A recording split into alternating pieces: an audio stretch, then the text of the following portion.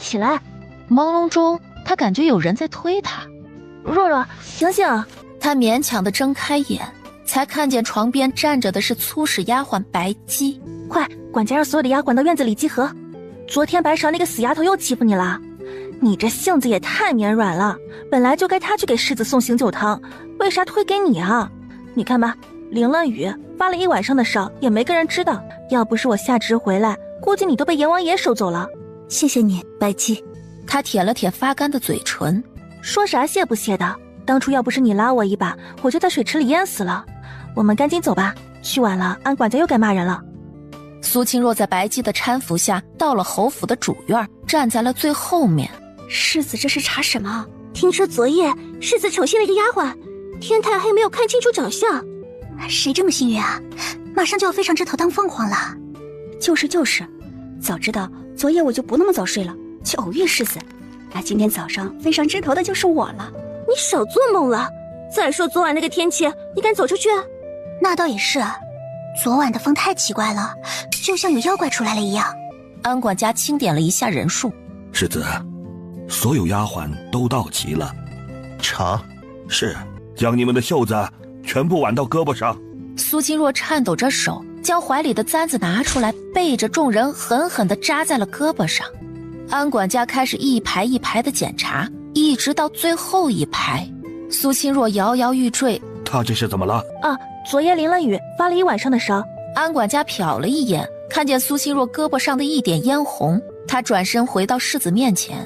世子，老奴都看了，没有，全部都有。昨日凯旋归来，皇上举行盛大的庆功宴，世子为太子挡下了一杯酒，没想到这杯酒里掺了合欢散。世子察觉不对，借机退席回了府。不料大夫说是很霸道的合欢散，光用药没用。当时大家急得团团转，世子丢下一句：“我自己想办法。”就出去了。哎，若若，你这耳环怎么只有一个？可能掉在床上了。回到屋里，苏清若就爬到床上四处去找。她翻遍了床铺，也没有发现耳环的踪影。她呆坐在床上。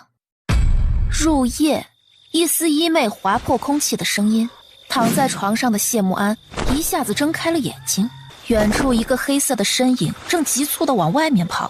他提剑就追了上去，追到花园里，他一个箭步就冲了过去，冲着里面的人影就刺了一剑。里面的人往下一蹲，抱着脑袋就不动了。这时穆圣安才看见假山里的人穿着丫鬟的衣服，追错了。他急忙窜出假山四下搜索。这时他看见远处一个黑色的身影，几个纵乐已经快要出府了。他急忙追了上去。抱着脑袋蹲在地上的苏清若听见脚步声远了，才爬起来往外跑。这里是个是非之地，他必须赶紧离开。他刚离开一会儿，没有想到追人的穆圣安就转了回来。他在原地搜索了半天，只捡起一个红色的琉璃耳坠。第二日，前夜世子宠幸的丫鬟掉了一个耳坠，你们看看这是谁的？白姬狐疑地看了看旁边的苏清若，只见苏清若微垂着头，不知道在想什么。这时只见队伍中间走出一个双腿打颤的丫鬟。是奴婢丢的。面无表情的穆圣安放下手中的茶盏。她叫白芷，家生子，昨天她母亲突发疾病，她请假了。穆圣安给了安管家一个眼神，安管家走到白芷面前，把袖子挽上去。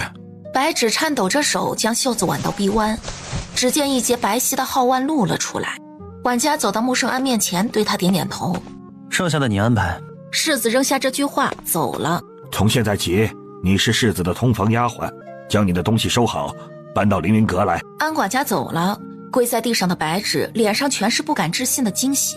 昨天他娘紧急将他喊回去，就是让他想办法认下前日为世子解毒的人是他。他当时想反驳，欺骗主家是大罪。白芷姐姐，恭喜你！白芷姐姐，我现在是通房丫鬟，我去伺候你吧。好。苏清若，你过来，做粗使丫鬟。因为前天发烧一晚，昨晚又受了惊吓，苏清若今天无精打采。白芍走过来，趾高气昂地冲着苏清若扬了扬下巴。苏清若，听见没有？白芷姐姐让你去做粗使丫鬟。我呸！哪里来的疯狗啊，在这里乱吠！哎，你这个小蹄子，口水往哪里吐呢？今日我就教训一下你，教教你规矩。白姬不甘示弱地冲上去，一把揪住白勺的头发，抡起巴掌就往脸上招呼。哼，想教训我呢？你还慢了一点。白勺没有防备，被打得一边哇哇大哭。白芷心里暗自唾弃了一声，脸上露出受伤的表情，看向一旁的苏清若。若若妹妹，你这是瞧不起姐姐吗？我这就去回来安管家，回家去拿根白绫，勒死自己。苏清若蹙了一下眉头，苏清若悠悠地盯着面前摇摇欲坠、一脸要哭出来的白芷。白芷姑娘哪里的话，我只是这2天生病了，有点恍惚，没有听清刚才白勺姐姐说的话。姐姐想让妹妹去姐姐那里做粗使丫鬟，你放心，姐姐绝对不会亏待你。若若不会去的，院里那么多丫鬟都抢着想去，白芷姐姐不如在他们里面选。白姬愤愤不平地拉着苏清若就要走。好，我去。还有半年，再忍半年。白芷脸上露出惊喜，带着白勺收拾东西去了。一旁的白姬却生气了，气呼呼地往前走。白姬，好姐姐，你等等我。苏清若急忙追上去，可是前面的白姬却越走越快。苏清若眼睛滴溜溜一转，哎呀！她跌落在地上，一个如风般的身影卷了过来。怎么了？怎么了？摔着没有啊？可是哪里疼？看着眼前明明刚才还很生气的白姬，现在一脸关切地看着自己，苏清若眼里浮起了诗意。她紧紧地一把抱住白姬，白姬这才知道自己被骗了。你这糯叽叽的性子什么时候才能改啊？明知道白芷2人没安好心，你还往前凑，你不是找虐吗？我知道，如果我们和他们继续撕扯下去，招来了安管家，我们大家都会受罚。我知道你是为我好，但是白姬，我再坚持半年就可以出府和家人团聚了。再者，安管家才说他身为世子的通房，我却公然反驳他，这不是打世子的脸吗？万一他再趁机告上一状，世子将我转卖了怎么办？我没想那么多，我就是看不惯他们欺负你。我知道你最好了，正好我也早就看不惯白勺那副趾高气扬的样子，你今天可算帮我出了这口气。那是，我早就想拿那个小蹄子了，今日总算是撞到了我的手上。哼！2人手挽手离开了院子，暗卫将所看见的一切报给了世子。世子摆摆手，无非就是内院女人的一些小手段。再去查查那个白芷。暗卫应了声，身影一晃就不见了。白勺一下子就将手里的帕子扔到了水盆里。苏清若，将房间打扫了。你不是已经打扫好了吗？你再打扫一遍。为什么还要打扫一遍？难道是你没有打扫干净？你做了半天，浪费了那么多的水，却没有做干净。谁说我没有打扫干净？白勺气得双手叉腰。那既然已经打扫干净了，为什么还要我打扫一遍？难道你想变着法子折磨我？那我还是去和安管家说一声，换个人来。苏清若转身往外走，白勺这个队友不给力，白芷只有自己出马。我们都是好姐妹，今后要好好相处。刚才是白勺不对，白勺还不赶紧道歉？白勺不情不愿地用蚊子一般的声音道了歉。我住哪儿？你素来胆子大，你住门口这间，有你在，我们都安心些。耳房是个独立的小房间，苏清若倒是很满意。房间虽小，却是一个独立的空间，她很喜欢。她拿起盆子和帕子，开始打扫屋里的卫生。白芷姐姐，你叫她来做粗使丫鬟，不是就想对付她的吗？刚才为什么你还向着她说话，让我给她道歉？白芷心里自有打算，那个琉璃耳坠当时只有2对，她和苏清若一人一对，她的耳坠并没有丢，她想知道苏清若那对还在不在。只有将苏清若放在身边，才有机会发现端倪。她这不是刚来吗？如果不把她留下来，后面还怎么出手？来日方长的不是？我一定要给那个丫头一点颜色瞧瞧，让她知道我不是那么好欺负的。以前丫鬟里最好看的就是白芷，排名第2的就是白勺，2人隐隐都有些想飞上枝头做凤凰的想法。可是5年前来了一个苏清若，肤如凝脂，身材纤细，又识文断字的苏清若，一下子成了丫鬟里最出挑的一个。这下原来对立的2个人立马结成了联盟。大白天的关什么门？不会是做什么见不得人的事情吧？白勺双手抱胸，一脸讽刺。苏清若抬头看他一眼，拾起地上的盆子走了出去。白勺被赤裸裸的忽略了，气得在原地跺脚。白芷姐姐让你去花房搬几盆花过来，还有啊，院子里也要种上，记得她喜欢的是月季花。苏清若抬头看了看天色，马上就到饭点了。但又怎样？你动作快点就行了。白芷姐姐可说了，今天必须要全部种好。说完，白芍趾高气扬地走了。苏清若看了看宽大的院子，知道今晚又有的忙了。这么大的院子，就是2个人种花都要忙上大半天。他赶紧去往花房。快到花房的时候，他拐上了一个小山包，这个上面种了很多的桃树。这个季节树上挂满了桃子。他看四下里没人，迅速地摘了几个桃子放进怀里。这里的桃子是少见的水蜜桃，听说是以前的侯夫人种的，世子穆圣安是侯爷原配夫人生的。可惜的是，生产的时候大出血去世了。成熟后的水蜜桃鲜美多汁，苏清若一口咬下去，不由得眯上了眼睛。你是谁？在这里做什么？身后传来世子穆圣安的声音。苏清若听到声音，差点被水蜜桃汁呛到，她急忙将嘴里的果实咽下，将手背到后面，转过身来。奴婢见过世子，奴婢是路过，准备去花房的。说完，她急匆匆地从世子身边走过。穆圣安以为丫鬟就是路过，也就没多想。只是刚才这个丫鬟从他身旁走过的时候，身上的香气让他有种莫名的熟悉感，而且带着一股甜香。这种甜香让他更加熟悉，似乎在哪里闻到过，就像眼前的水蜜桃香。穆圣安这才醒悟过来，这个丫鬟刚才在这里偷吃水蜜桃。安管家看着面前压抑着怒火的世子，不确定地问：世子，您说的是有丫鬟偷吃水蜜桃？府里的人都知道，这片桃树是世子的逆鳞，竟然还有人敢去偷桃子吃。本世子亲眼看见的，还会有假？你马上去花房查查，今天都有什么人去过。安管家领命而去，一会儿就拿着一大摞名单回来了。世子，这是你要的名单。怎么这么多人？因为马上就要到端午了，所以各院各房都去花房里领花，还有过节要用的东西。这么多人，肯定无从查起。派2个婆子去守着，再有人偷，直接打死。这些衣服全部都给洗了，才能去吃饭。苏清若看着堆积小半盆的衣服，蹙了蹙眉头。昨天搬过来打扫房间，衣服弄脏了，辛苦妹妹了。然后2人就有说有笑地走了。苏清若看了看盆子里的衣服，将自己的衣服拿出来，用皂角洗干净。其余的衣服她用水随便冲了冲，然后就拧干挂到了竹竿上。收拾完这一切，她才急匆匆地赶往大厨房。若若，我就猜到你要来吃，我已经给你拿了早点。走，我们到前面的亭子里吃。白姬过来挽起苏清若的手。若若，你那个耳坠找到了吗？怎么了？肯定找到了。你也知道那个耳坠很值钱。那个耳坠怎么就会是白芷雕的呢？那死丫头和白芍总是欺负你，真是老天不长眼。这么好的好事，怎么就落他们身上了？做通房就是好事啊，还不一样是丫鬟，这算什么好事啊？苏清若才不屑做妾室，她最大的愿望是抚养弟弟长大后能出人头地，找出凶手为父母报仇。那倒是，我跟你说啊，若若，世子不是那么好伺候的。我娘说，世子这种人是捂不热的石头，让我不要对他有任何消息。在你进府以前，有一个想爬床的丫鬟，当时就被打死了，血流了一院子都是呢。2人都不禁打了一个寒颤。算了，不说这个了，怪瘆人的。若若，端午有半天的假，你还是要回去和家人过吗？我都好久没有看见我弟弟了，不知道他长高了没有。说到这个，他开始思念家人。我们回去吧，以后嬷嬷看见又要说我们偷懒了。苏清若刚刚走出院子，就看见出门前洗好的衣服全部掉在了地上。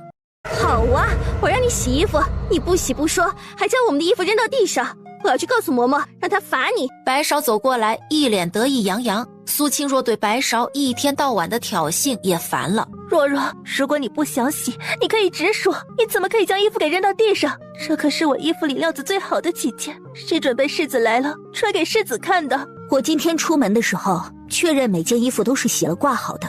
至于衣服怎么掉下来的，相信某些人心里比我更清楚。我不说是觉得没意思，但是不要觉得是我好欺负。你少栽赃陷害，明明就是你扔到地上的，你还狡辩。你将我的衣服扔下来的时候，肯定狠狠地踩了几脚吧？你没有想过湿的衣服会留下脚印吗？要不要让嬷嬷来看看这个脚印究竟是谁的？苏清若的脚小，白芷的脚也不大，偏偏白芍是一双大脚。听到这里，白芍往后藏了藏自己的大脚，此地无银300两的举动让人一目了然。白芷生气了，那可是他少有的几件好衣裳。白芍，罚你将所有的衣服给洗干净，如果洗不干净，就扣你的月钱。白芷姐姐，你不要生气啊，我也是无意中碰掉的，你相信我啊。喏，给，麻烦你了。白芍恨恨地瞪了苏清若一眼，才捡起地上的衣服去洗。接下来几日，白芍老实了很多，三人相安无事。这几天，白芷已经试探地问过几次，怎么没有看见他戴那副耳坠，都被他推脱，因为耳坠太值钱，担心丢了，所以才没戴。他明白，只有赶紧买到替代的耳坠，要不然迟早会穿帮。终于，在一家经营西域特色首饰的店铺，他看见了一副几乎一模一样的琉璃耳坠。什么？要20两？对啊，这位姑娘，一看你就是识货人。这个琉璃耳坠可是西域进贡过来的。掌柜的，可不可以给个优惠啊？20两确实太贵了。18两，一手银钱，一手交货。苏清若咬咬嘴唇，从荷包里掏出银票。掌柜的扯了一下，没有扯动。姑娘，你到底是买呀还是不买？买。苏清若不好意思地松开手。出了银楼，苏清若心疼地捂着钱袋子，因为要回家过端午，苏清若就开始了大出血的采购。姐姐，慢点儿。姐姐，今天你怎么出府了？可是出了什么事？今天端午节，府里放假半日，走，姐姐请你吃好吃的。不用，回家吃吧，嬷嬷应该已经做好了。也行。我也有好一阵都没有看见嬷嬷了，嬷嬷还好吗？好。还没有走近，就听见一个女人的声音从院子里传出来。老东西，把银钱拿出来，我可是你的亲女儿，你不拿钱给我，今后老了我也不会养你，你可要想好了。我跟你说了很多次了，我没钱，你不用再来了，就当你母亲死了吧。那个小子都能在学堂上学，怎么会没有钱？少废话，你不给我可就进屋搜了。苏清若推开院门，一个巴掌就给那人扇过去。什么阿猫阿狗，也敢来我家院子里乱吠！被打的女子本来很生气的抬手准备打回来，一看见苏清若，马上就变成了讨好的笑容。若若回来了。你是哪根葱哪根蒜？若若是你喊的吗？你是什么身份？你也配？有什么了不起？你还以为自己是高高在上的大小姐？你现在还不是一样是下人？比我高贵到哪里去？苏清若抬手又给了他一巴掌。你也配和我平起平坐？奶嬷嬷知道苏清若的脾气，急忙推着自己的女儿往外走。快走吧，你不要再来了，就当你母亲死了，我将来老了也不会求到你的门下。女子跺跺脚，骂骂咧咧地走远了。奶嬷嬷战战兢兢地走到苏清若跟前，膝盖一弯就准备跪下。嬷嬷这是做什么？一切都是老奴的不对，请姑娘责罚。他什么时候找到你的？就前几日。为啥不早说？恐怕他最近都是日日来纠缠吧。如果今日没被我们撞见，你准备瞒到什么时候？老奴知道，他无非就是想要钱财，老奴没有，他自然就不会再纠缠。嬷嬷，你会怪我刚才出手打他吗？不会，他是该被打。我们这个家里，老的老，小的小，如果没有人立起来，只有被别人欺负的份儿。苏清若瞟了一眼左右墙头上露出的脑袋，再怎么说，我也是在安平侯府当差的，不能丢了侯府的脸。墙头上的脑袋缩了回去，苏清若这才轻轻地吐了一口气。嬷嬷，我和弟弟都将你视为亲人，今后自然由我们给你养老送终，这点你不用担心。再忍耐半年，半年后我就回来了。喊你们主子起来，过去伺候世子。苏清若愣了愣，走进屋里，推了推白芷。快起来，世子让你过去。白芷睡得正香，一巴掌就挥过来。走开，苏清若，小心我明日罚你。苏清若摸了摸手臂，使劲掐了白芷一下。怎么了？怎么了？苏清若，你今天死定了！你竟然敢掐我，我今天和你没完！世子让你过去伺候。白芷听到世子2个字，瞬间清醒了。你没有骗我，随你信不信。苏清若说完就回到自己屋里，白芷和白芍2人面面相觑。姐姐，万一是真的呢？我看那死妮子也不敢拿世子撒谎。白芍，你快给我看看，我穿哪件衣服好看？我应该梳一个什么样的发髻？这会儿应该是赶紧过去，不能让世子久等。你说的对，不能让世子久等。这才急匆匆地走去了隔壁世子的房间。苏清若进屋就开始穿针，她准备今晚赶工，绣几个荷包出来。她刚刚将绣到一半，门又被敲响了。赶紧走，白芷姐让你过去。苏清若瞅着白芍不说话。干嘛？我喊不动你吗？都跟你说了，是白芷姐姐让你过去。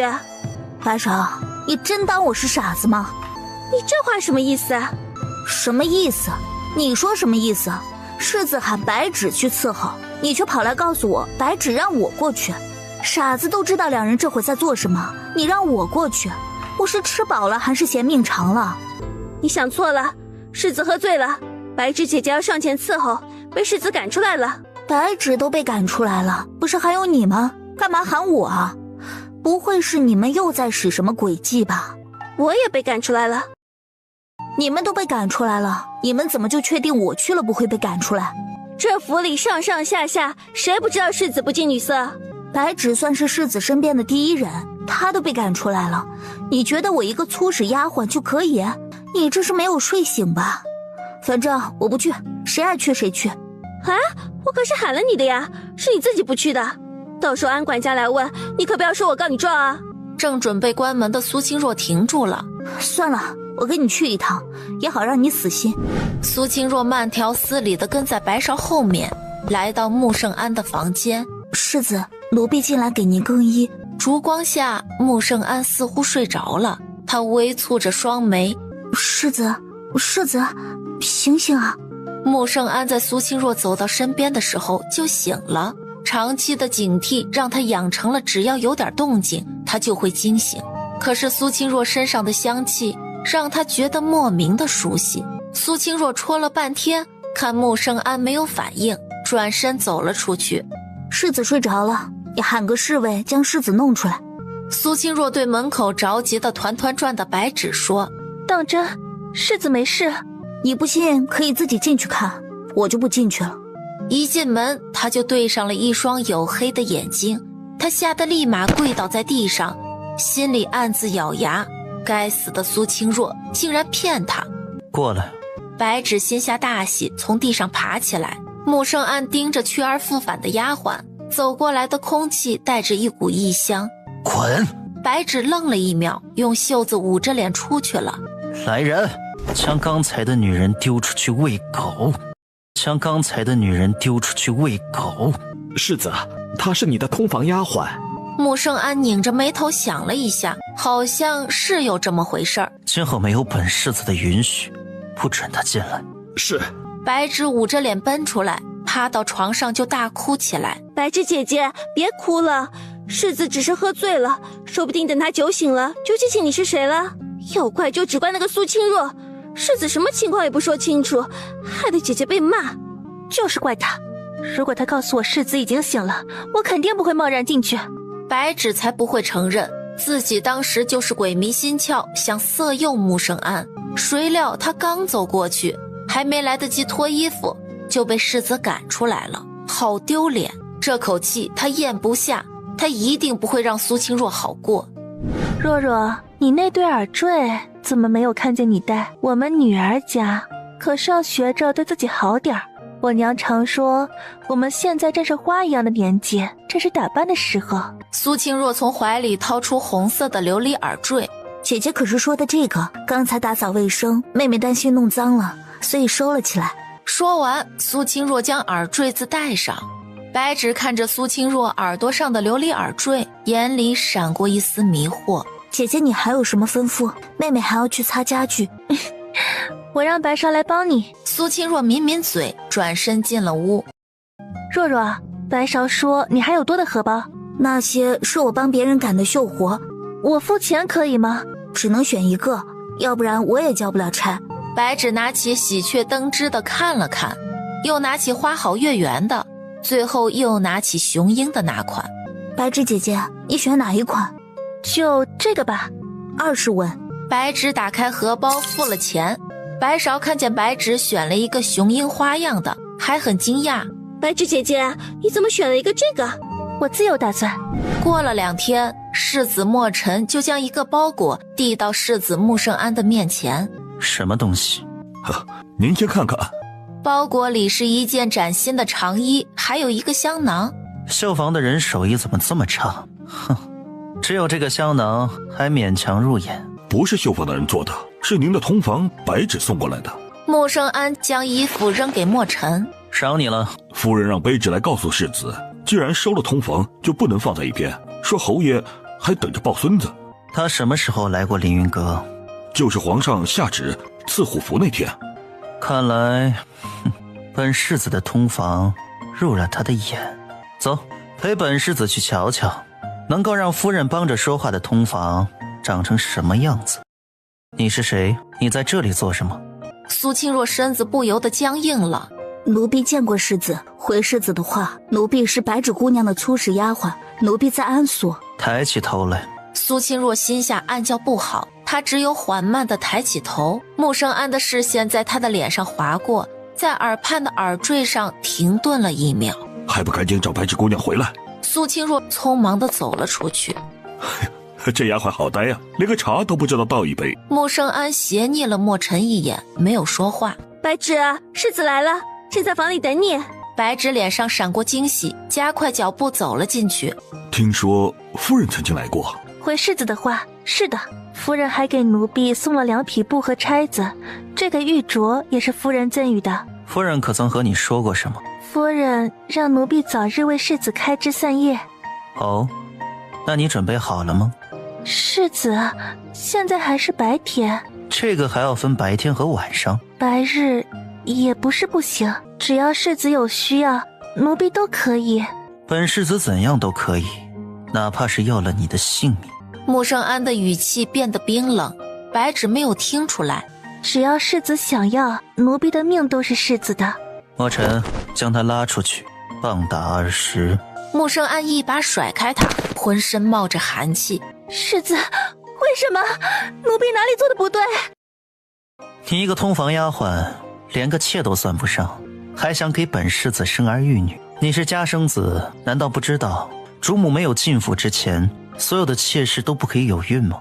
竟然还想勾引本世子做白日宣淫之事，主你出府都是轻的。白芷连呼救都不敢了，生怕一个不小心就真被世子赶出去。穆生安抬脚就走了。快，白芷姐姐晕过去了，来帮忙！苏清若走到院子边，才看见板凳上血肉模糊的白芷，她唬了一跳。白芷这是得罪了谁？你问那么多干啥？你快将她扶进去，我去找个大夫来。我一个人可扶不动。2人合力将白芷扶到床上趴着，正准备出门，莫尘走了进来。这是金疮药，给她抹上。毕竟是世子的第一个女人，万一世子想起来又后悔了怎么办？所以刚才打板子时，莫尘放了水，现在又给送来金疮药。白芷在床上趴了足足1个月才能下床。这日，莫尘，本世子的腰带呢？世子不是扔了吗？穆生安想起来，那天因为白芷拉了拉他的腰带，他当时嫌弃，出门就给扔掉了。那天的荷包绣的还行，你让他给本世子绣条腰带。既然做了他的通房，不能光拿月钱不做事情。世子当时只是误会姐姐了，所以才惩罚姐姐的，那也是为姐姐好。我娘说了，通房如果提前怀孕，都是会被打死的。世子这是在维护你。你说的都是真的？肯定是真的，要不然世子怎么会让贴身侍卫给你送金疮药来？正在这时，莫尘出现了。世子让白芷姑娘绣一条腰带。白芷眼里蹦出了惊喜，她就知道，凭她的容貌，世子怎么会忘了她？世子夸那天的荷包绣得不错，腰带要好好绣。白芷的脸一下子就变得煞白。姐姐什么时候给世子绣了荷包？你将苏清若叫来。须臾，苏清若进了屋。妹妹，世子让给绣条腰带，妹妹的绣工最好，还劳烦妹妹辛苦一下。苏清若皱了皱眉头，她不太想和世子的事情沾上关系。姐姐这活还是找别人吧。你也知道，世子的衣裳可不是一般的绣活，那可是要花费大心思的。我每日要忙着打扫卫生，还要看顾花草，能挤出来的时间有限，肯定不能胜任，免得到时候连累你被责罚。白芷姐姐，我帮你做吧，我时间多，一定能做好。白芷皱着眉思索了一下，白勺，从今天开始，若若的所有工作全部由你来做。凭啥？若若，你将全部的精力用来给世子做腰带。你也知道，姐姐我受了伤，不能久坐，要不然也不会劳烦你。只是做一条腰带，不会有其他？只是腰带。这段时间，你所有的粗使活计全部由白勺帮你做。那好吧。他转身对白勺说：“那些活你可要认真做啊！要是被我看见没有做好，我可是要撂挑子的。”白芷姐姐，你看他们张狂的样子。他说的对，如果我发现你做事敷衍，我就去回了管家，另外派人过来做。我又没有说不好好做。好不容易有个光明正大可以做绣活的时间，苏清若肯定不会死心眼的光是绣腰带，拿出准备给弟弟做衣服的料子。苏清若准备给弟弟做2身新衣裳，每天苏清若只用半个小时进行刺绣，其他的时间要么看看花，要么就去池子里喂鱼。白勺看着手里满是污迹的帕子，还有自己新做的衣裳也沾上了泥点子，他的火气一下子就拱了起来。好啊，可让我逮到了，你有偷懒，我去告诉白芷姐姐。苏清若转过来，面无表情地看着他。你想干嘛？你不是要去告状吗？我等你。此刻的白勺走也不是，不走也不是，他不明白白芷为啥要指明让苏清若给世子绣腰带。一条腰带而已，你做了5-6天了还没有做好，分明就是在拖延。你说的对，我就是在拖延，你又能如何？你，还有你打扫的这个卫生太粗糙，这里还有这里都没有擦干净。唉，看来白芷姐姐也是嫌弃你笨手笨脚，所以才不将绣活拿给你做的。唉，谁叫我命苦，没有个老子娘撑腰呢？说完，苏清若转身回房了。今天中午你去哪里了？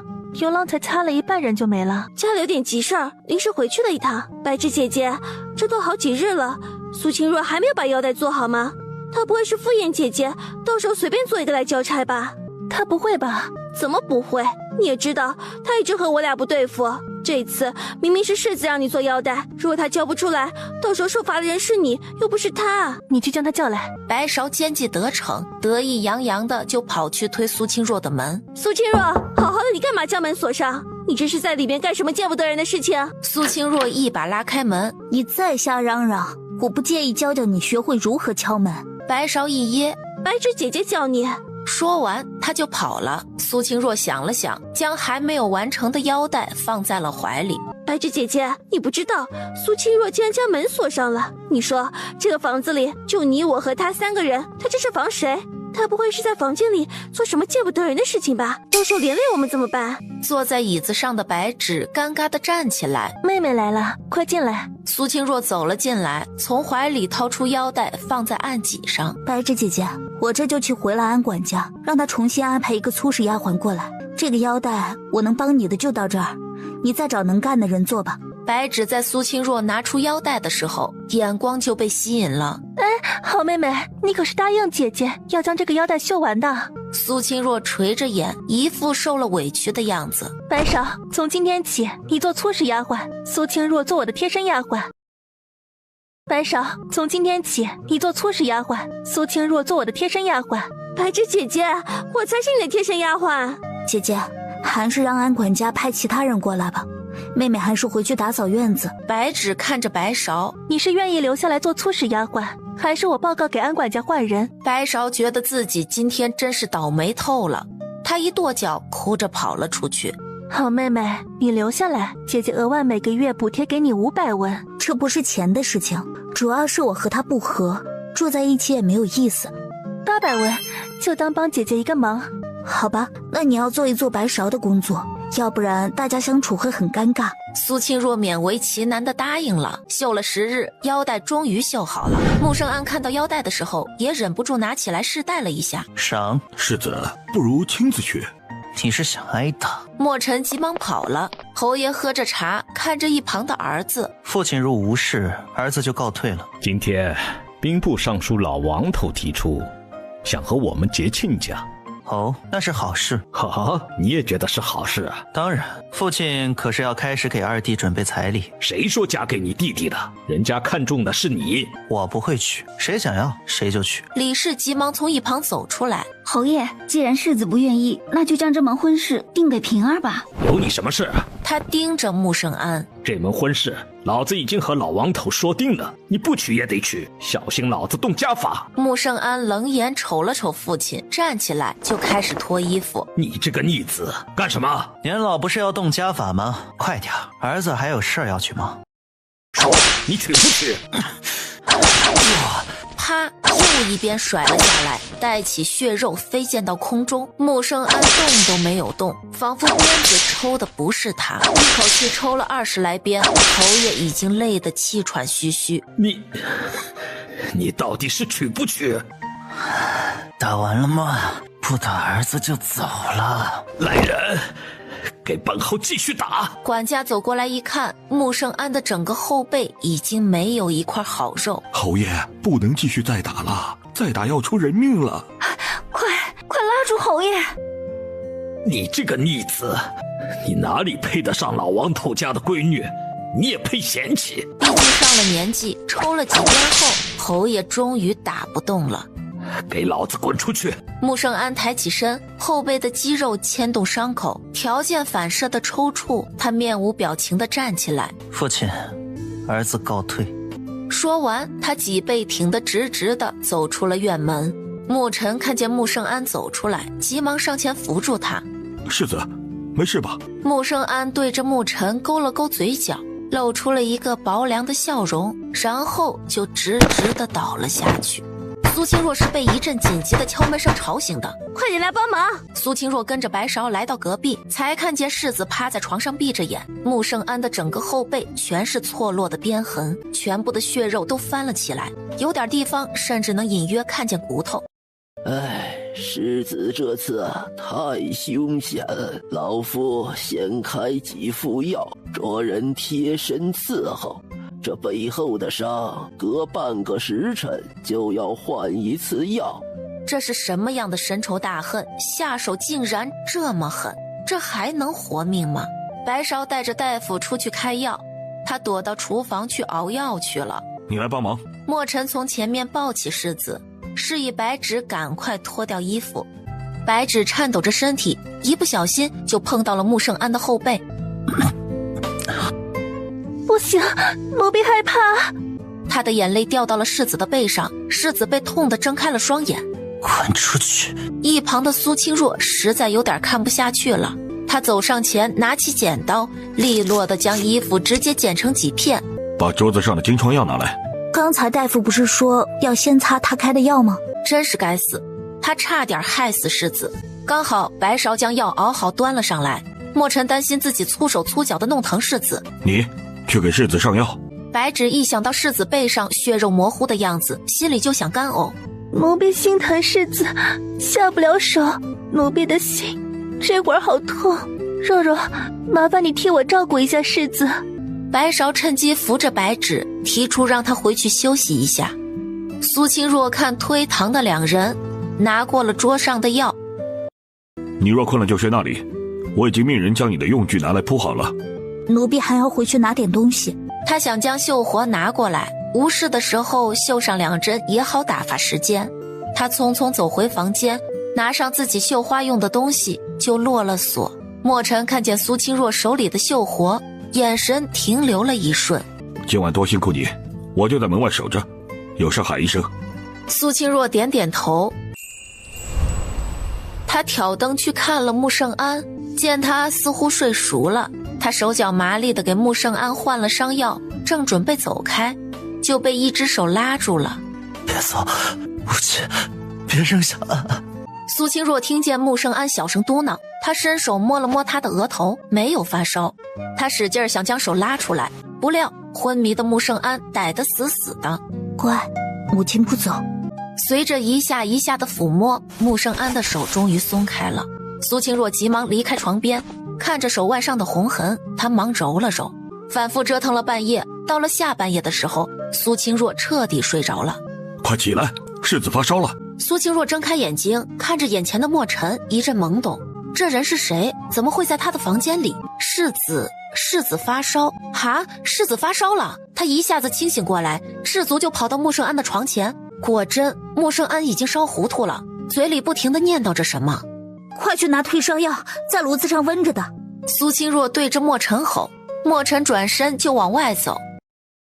世子从小就不喜欢喝药，每次喝药都很艰难。穆圣安牙关紧闭，药从唇边全部流了下来。你捏着他的下巴，将嘴打开，我们再试试。这下药是喂进去了，下一秒全被穆圣安吐了出来。这可怎么办？这一针烧下去，人都要烧傻了。府里有没有烈酒？有。你去找一坛来，顺便再拿一张干净的帕子。莫尘很快就抱了一坛酒进来。你将帕子用酒浸湿了，擦他的腋下、肘窝、前胸，然后再是大腿根、后腿窝，反复的擦拭几遍。莫尘依言擦拭了几遍，温度却并没有下降。这时的穆圣安已经开始微微的抽搐。世子，莫尘抱着穆圣安，眼里流出了眼泪。你再抱着他，他就真死了。你去重新端一碗退烧药来。莫尘擦干眼泪，急忙去了厨房。苏清若端过药碗，你在门口等着，我不叫你，你不用进来。莫尘刚想开口问，别问，你进来，我就不救他。苏清若将门关上，端着药碗走到床边，他端起碗喝了一小口，他低下头凑到穆圣安的唇边，将药渡了过去。是你一生归宿，是你与一生痛，是你两个相逢。色胚，色胚子。翻躺过去的穆圣安碰到了伤口。怎么了？无事，奴婢碰到了世子的伤口。你小心点。莫尘在门外急得团团转，苏清若将剩下的药全部含进嘴里，给穆圣安渡了进去。你进来吧。莫尘一阵风一样的卷了进来。你接着用酒给他擦拭，我去更个衣。苏清若现在是满嘴的药味，身上也是，他迫切想洗一洗。莫尘看见一旁空的药碗，怀疑的看着他。你将退烧药喂下去了？你不信，你可以闻闻看，世子的嘴是不是药味？你怎么喂下去的？莫尘虚心请教，往常世子最怕苦药，一喂进去就顶出来。可能世子自己知道是为他好吧，反正奴婢一喂他就喝了。莫尘摸了摸世子的额头，似乎没有那么烧了。你回去休息吧，后面换我来守。莫尘实在不放心，万一丫鬟又睡过去了怎么办？好。天亮了，穆圣安的烧退了，府医来看了一下。大夫，世子什么时候能够醒来？世子后背上的伤还很严重，所以才导致他昏迷不醒。这几天啊，世子身边都不能离人，他会反反复复的发烧，这是伤口在好转的征兆。大夫吩咐完就走了。白芷特意装扮了一番，才急匆匆地过来探望。一听说世子还没有醒，立马眼泪就流了下来。他用手帕捂着脸，嘤嘤嘤地开始哭。我那个丫鬟呢？怎么不见她？哦，她守了一夜，我让她回去休息了。你怎么能让她回去休息？世子身边不能没人伺候。这不是你来了吗？你是世子的同房，伺候他是你的本分。白芷后悔地咬了咬嘴唇。我需要怎么做？去打些水，给世子擦下脸。昨天因为穆圣安将药吐了出来，他的脸上和脖子上都沾上了药汁。白芷打来热水，将帕子打湿，屏住气，用毛巾给穆圣安擦脸，棱角分明的下颚。擦着擦着，白芷就被眼前的穆圣安迷住了。他不禁伸手摸了摸穆圣安的嘴唇，软软的，一股温热的气息吐在他的手指上。他的腹中不由得一阵悸动。你在做什么？莫尘看不见他在做什么。没做什么，我是看见世子嘴边有药汁，用帕子擦拭一下。好了，你将世子的乳裤拿去洗了。好。白芷捂着砰砰直跳的心，拿起裤子就跑了出去。白芷回到院子，他一边搓一边就想起刚才手上的触感，他忍不住将手放到自己的嘴唇边，想象着自己亲到世子的嘴唇。如果能和世子度一夜春宵，该是多么美好的事情。睡醒的苏清若，他一走出来就看见满脸寒春的白芷，将一条男人的乳裤放在怀里揉搓。妹妹起来了，昨夜辛苦你了。墨尘说世子的裤子上溅上了药汁，让洗得仔细一点。苏清若往嘴里塞上柳条，呜呜两声。白天我去守着世子，你休息休息，晚上守夜很辛苦。苏清若点点头，能少守一会儿当然更好。一炷香以后，世子该服药了，记得叫醒我。墨尘给白芷交代清楚后，就让白芷守着世子。他到一旁的榻上合衣而卧，白芷坐在床边，看着昏迷的穆圣安，眼里冒着小星星。这世间怎么会有这么好看的人呢？薄唇紧紧抿着，不知道亲上去会是什么味道。他想伸手摸，又怕被发现。去做什么？世子，你醒了，正好该吃药了，奴婢给您端过来。说着，他赶紧离开床边。穆圣安闻到刺鼻的药味，皱起眉头。墨尘，属下在，将这人给丢出去。世子，她是你的通房丫鬟。墨尘轻声提醒。扶我起来更衣。因为后背有伤，所以穆圣安上半身没有穿衣服，露出精壮的胸膛，可以瞧见平坦的腹肌。白芷不由得看痴了。滚出去！白芷满脸通红的退了出去。世子，昨天太子递了口信过来，说上一次铁矿的事情有了些眉目。你替本世子去一趟东宫，将书桌上第2封信带给太子。属下走了，您这里怎么办？要不属下将通房丫鬟喊进来伺候。穆圣安只要一想到白芷赤裸裸看着他的表情，就有种想将人掐死的冲动。不用，本世子死不了。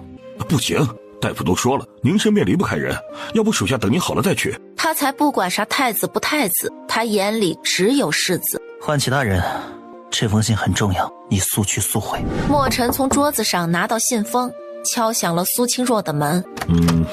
我有事要去办，世子身边不能没人守着。苏清若点点头。他一进屋，才发现世子穆圣安正坐在床边，一脸苦大情深地看着床头的药碗。穆圣安看见一个丫鬟走了进来，他端起药碗一口喝了下去，甜的。穆圣安一脸嫌弃地看着手里的蜜饯，最终还是放进了嘴里。还不错，他能接受。苏清若拿起绣活，坐在窗前的榻上，继续绣着荷包。穆圣安看他并不像其他人那样往他跟前凑，心里就满意了几分。他哪里知道苏清若是怕被他认出来，特别是偷桃子吃那次，穆圣安可是大白天碰到的他。穆圣安躺在床上睡了过去。母亲，母亲，你不要丢下安安一个人。吓了一大跳的苏清若放下手里的绣活走了过去，一摸额头，妈呀，这都能将鸡蛋烫熟了。这人刚刚还坐在那里半天不吭声，可真是能忍。他用酒浸湿帕子，开始给穆圣安擦身子。当他抬起穆圣安的手臂的时候，才发现他的后背的纱布上面沁出了鲜血，原来是后背的伤口撕裂了，所以才导致发烧。你们俩在做什么？你来的正好，你把这个纱布取下来，世子后背的伤口裂开了，需要上药。白芷一想到血肉模糊的后背和脏兮兮的纱布，就满身抗拒。我来抱着世子，你取纱布。苏清若看见因为白芷的拉动，纱布上面又渗了血出来，不帮忙就死一边去。白芷咬了咬嘴唇，伸出2个手指头，将纱布从穆圣安的身上取了下来。床头的金疮药拿来抹上。你走吧，我来给世子抹药。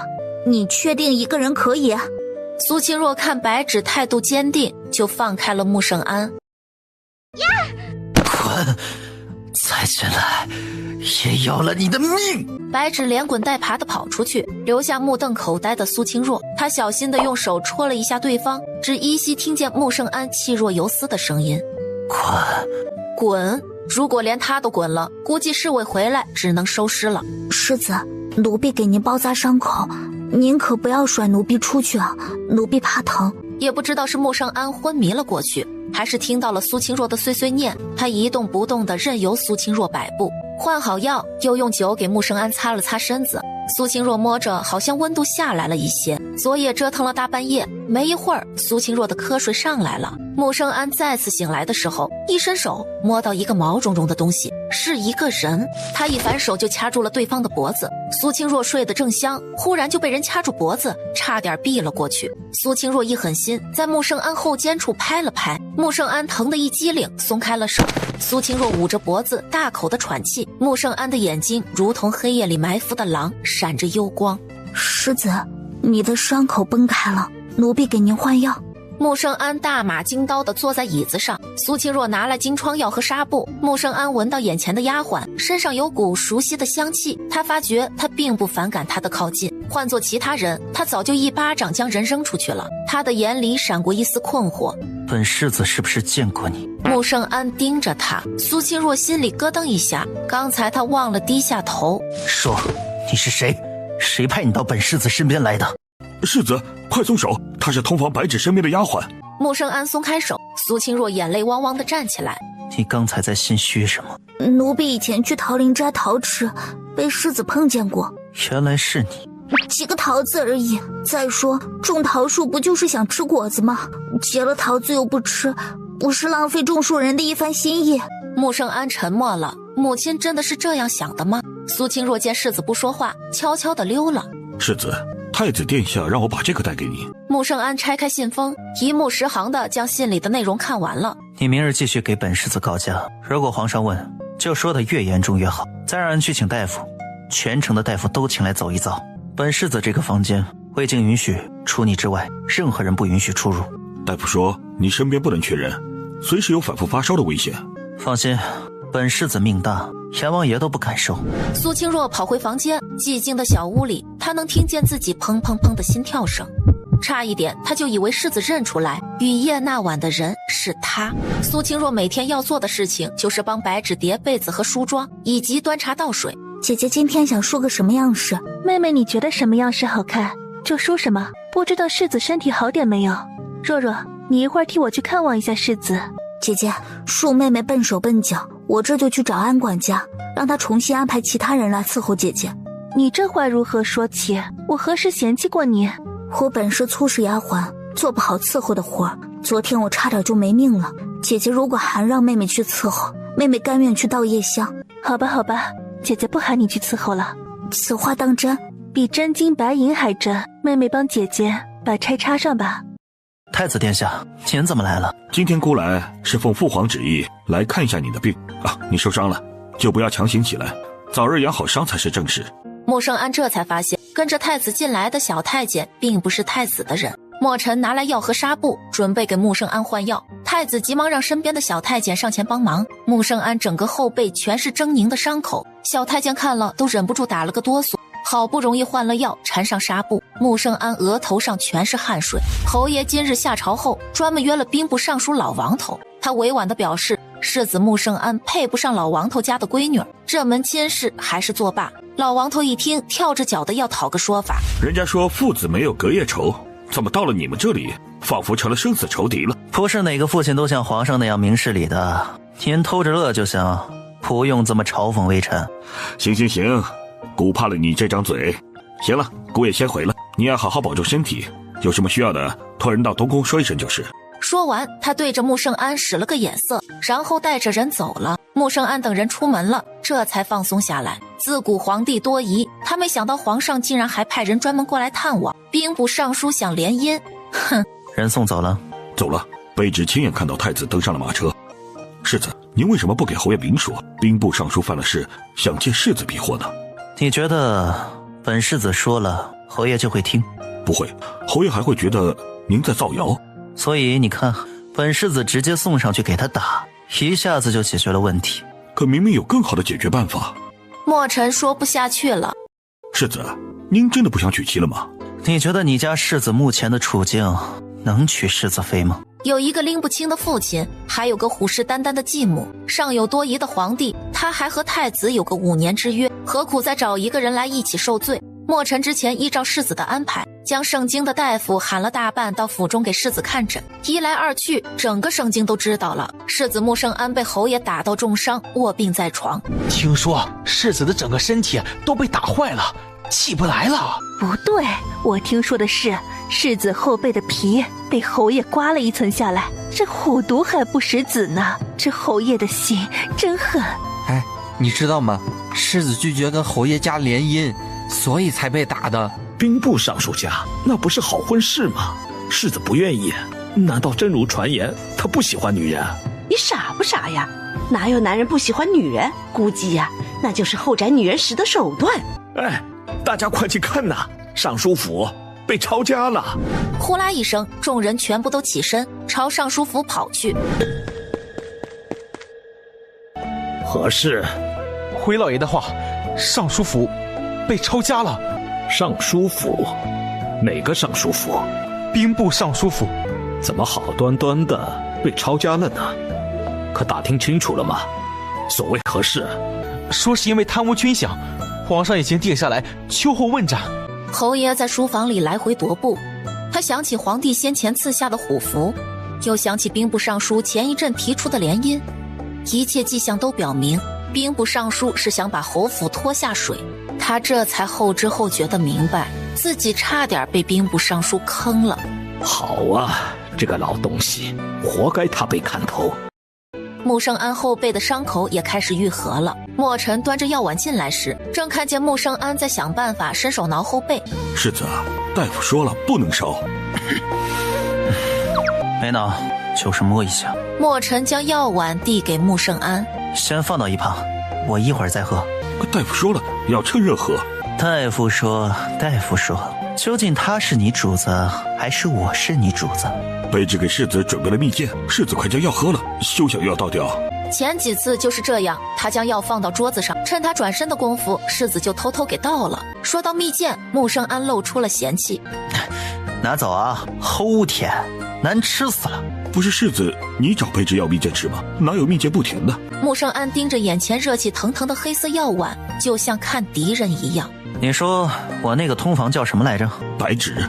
他身边那个偷桃子吃的那个丫鬟，你去找他要点蜜饯，你就说蜜饯就当抵了他偷的桃子。墨尘看着眼前耍无赖的世子，目瞪口呆。他买的蜜饯，世子不吃，却要丫鬟手上的。粗使丫鬟1个月才多少月钱，只盼蜜饯都花了一大半，还不快去！墨尘警惕地看了穆圣安一眼，世子不会又趁机将要到了吧？穆圣安刚想再踹他一脚，他已经转身走了出去。到了也不怕，卑职炉子上还温着一碗呢。穆圣安被气笑了，这个墨尘越来越不好骗了。墨尘走到隔壁的耳房门前，可是世子有什么事情吩咐？卑职找苏姑娘，她去哪了？他以为墨尘看上了苏清若，他去找府里的丫鬟白吉去了，应该要回来了。说话间，苏清若就从院外走过来。我就不打扰你们了。白芷暧昧地冲着苏清若笑了一下，苏清若被笑得莫名其妙。你有什么事情？墨尘觉得有点难以启齿。世子说拿你的蜜饯抵以前偷吃的桃子。真的，不是诳我。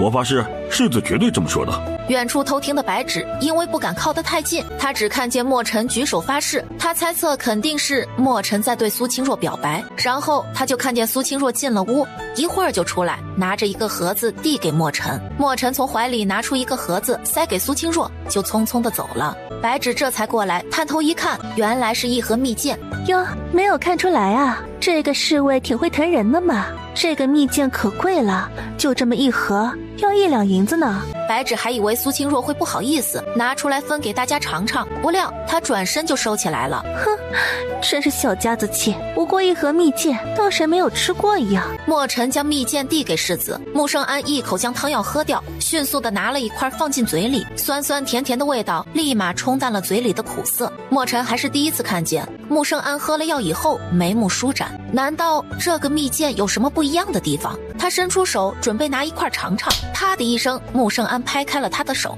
本世子可是靠着这点蜜饯来喝药，喝了药才好得快。墨尘点点头，一盒蜜饯也就几10块，按照世子这一口接一口的吃法，估计只撑得了几天。世子什么时候喜欢吃蜜饯了？这蜜饯不够吃，你改天再去要一点。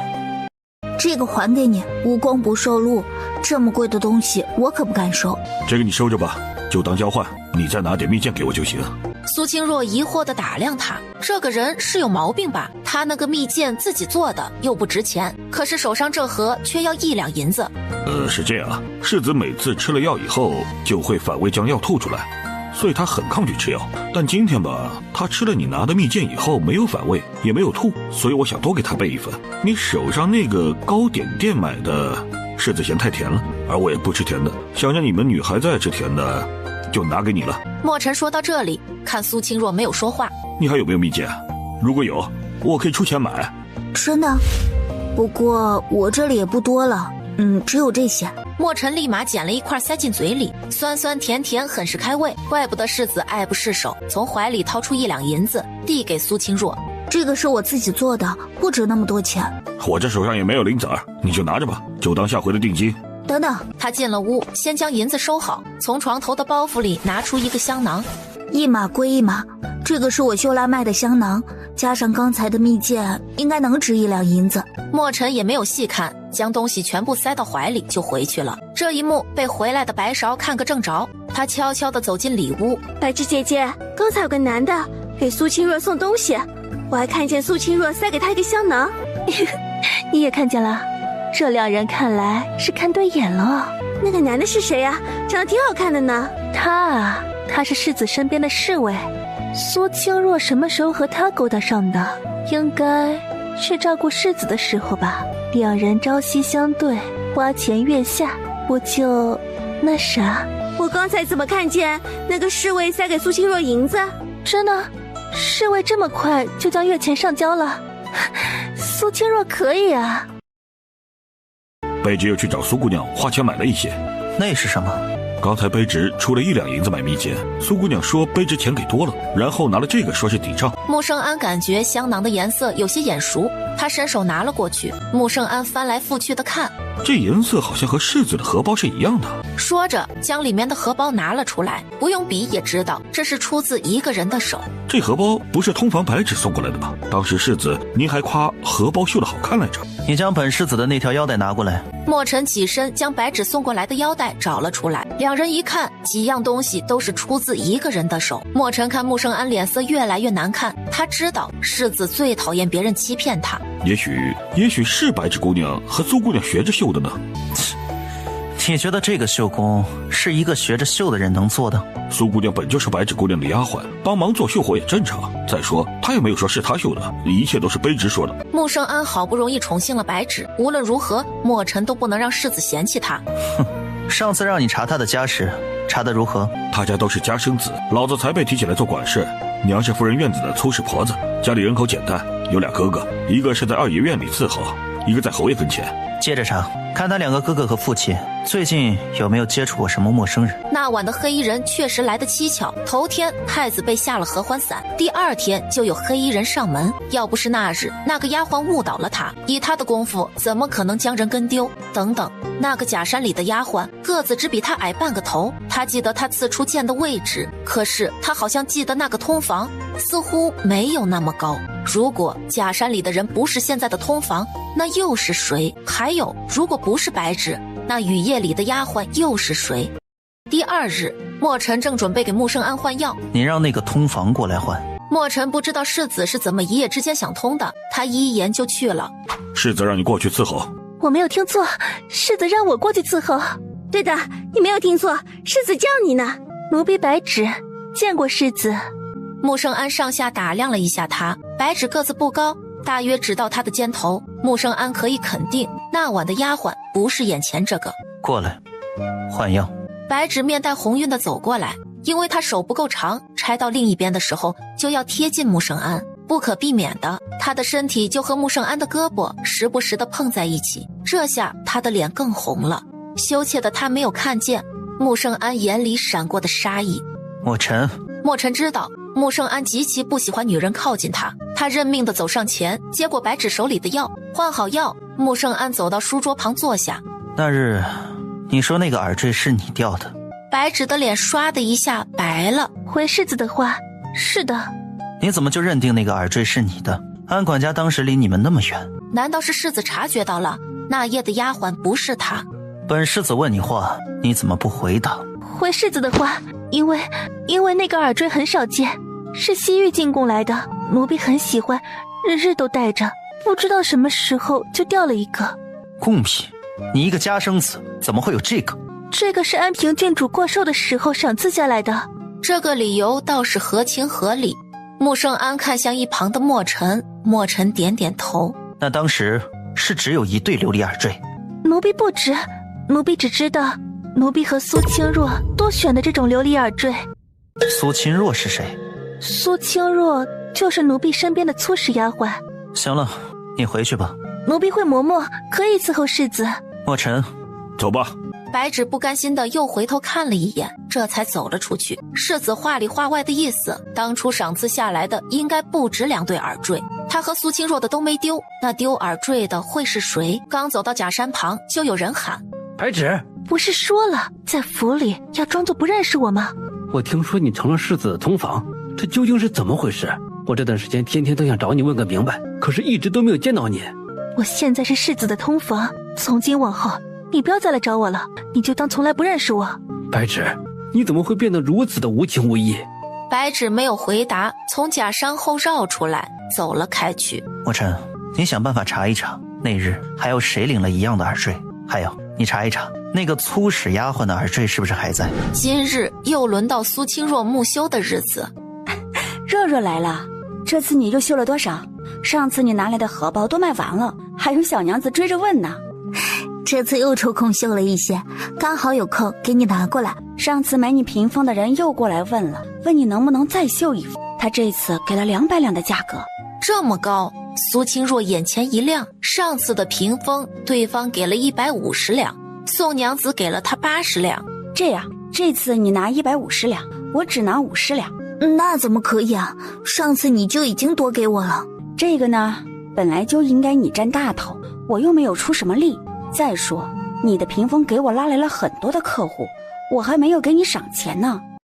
可是我现在的时间不多，应该年底才会有很多的空闲时间。苏清若到年底就满5年了，到时候他只要拿出赎身银子就可以出府。没事，对方说了，你只要接，什么时候绣好都成。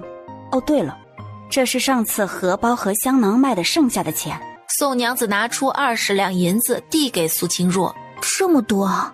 你绣的那些绣品很受欢迎，我往上提了价格，到了最后的几个是价高者得。他将银子又推给了宋娘子。宋娘子疑惑地看向他，苏清若这是嫌少。我是有事情想麻烦宋娘子。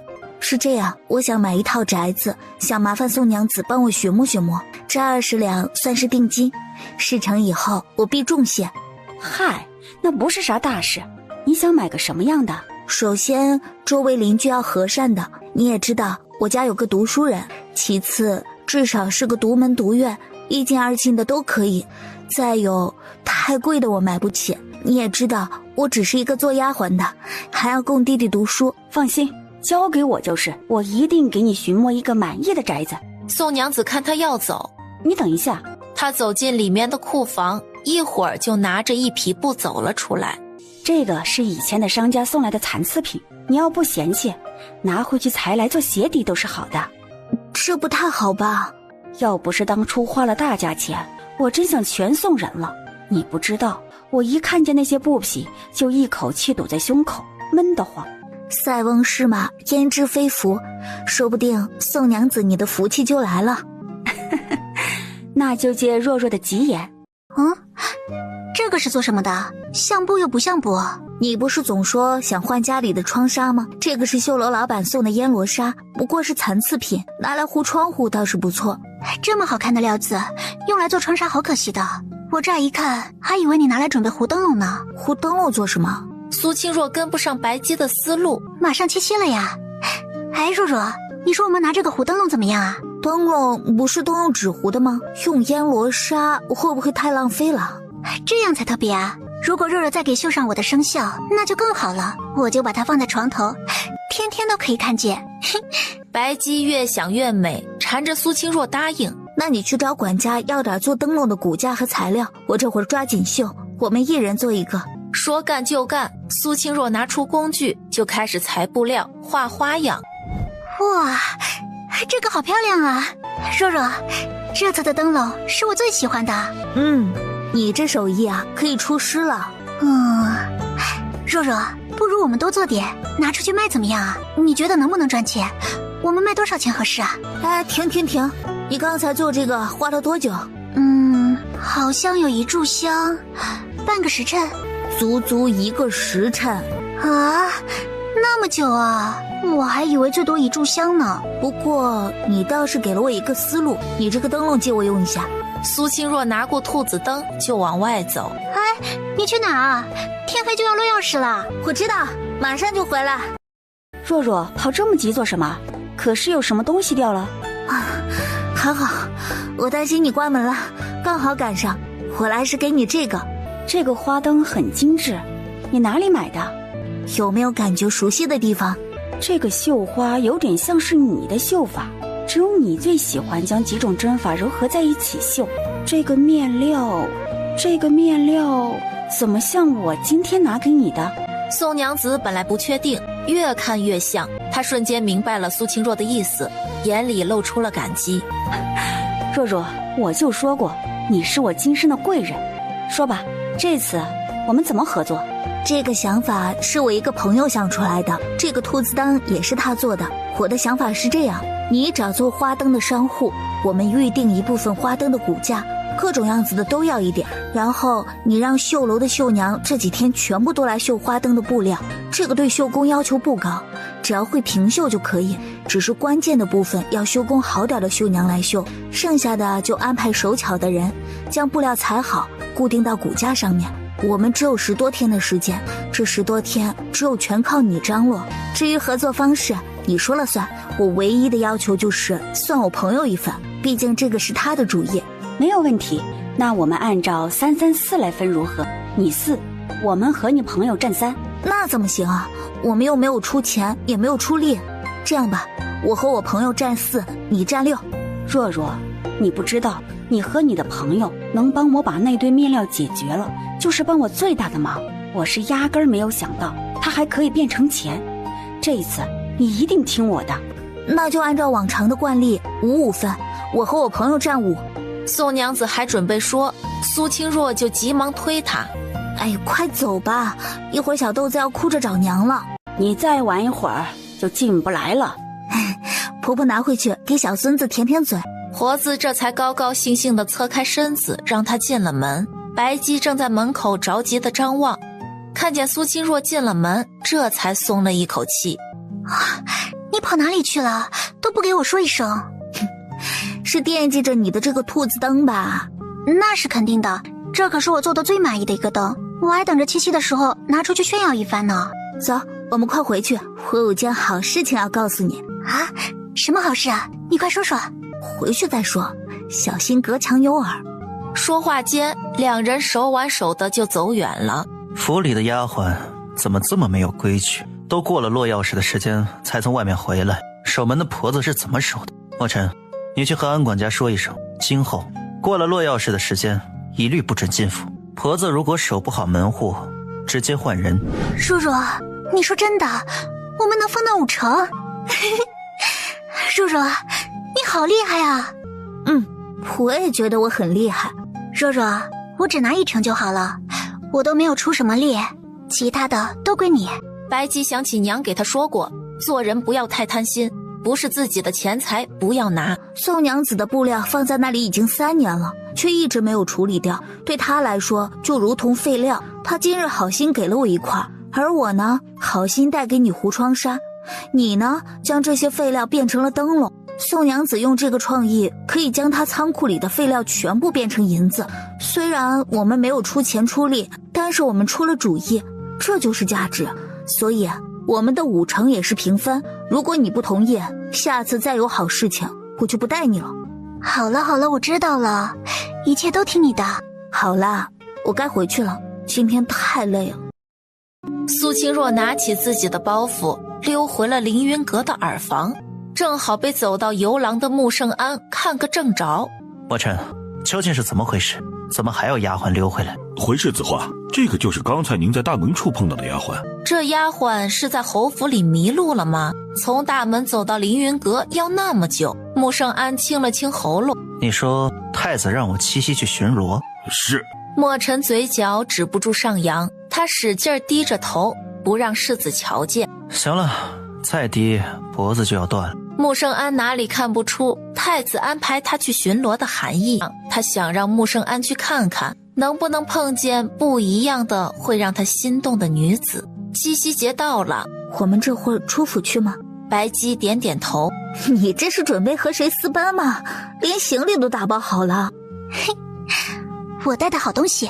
包袱里面是2套崭新的衣裙，他拿起鹅黄色的塞到苏清若手里。那，这是我娘给你做的，我们到苏娘子那里去换。苏清若的心里暖暖的。苏清若和白姬提着灯笼走在青石板的街道上，时不时的就有人过来询问他们的灯是哪里买的。我们倒成了给苏娘子卖东西的人了。反正我们都有份，走，看那里卖什么好吃的。灯光下，2个妙龄少女相视一笑，如同春风拂面，百花盛开。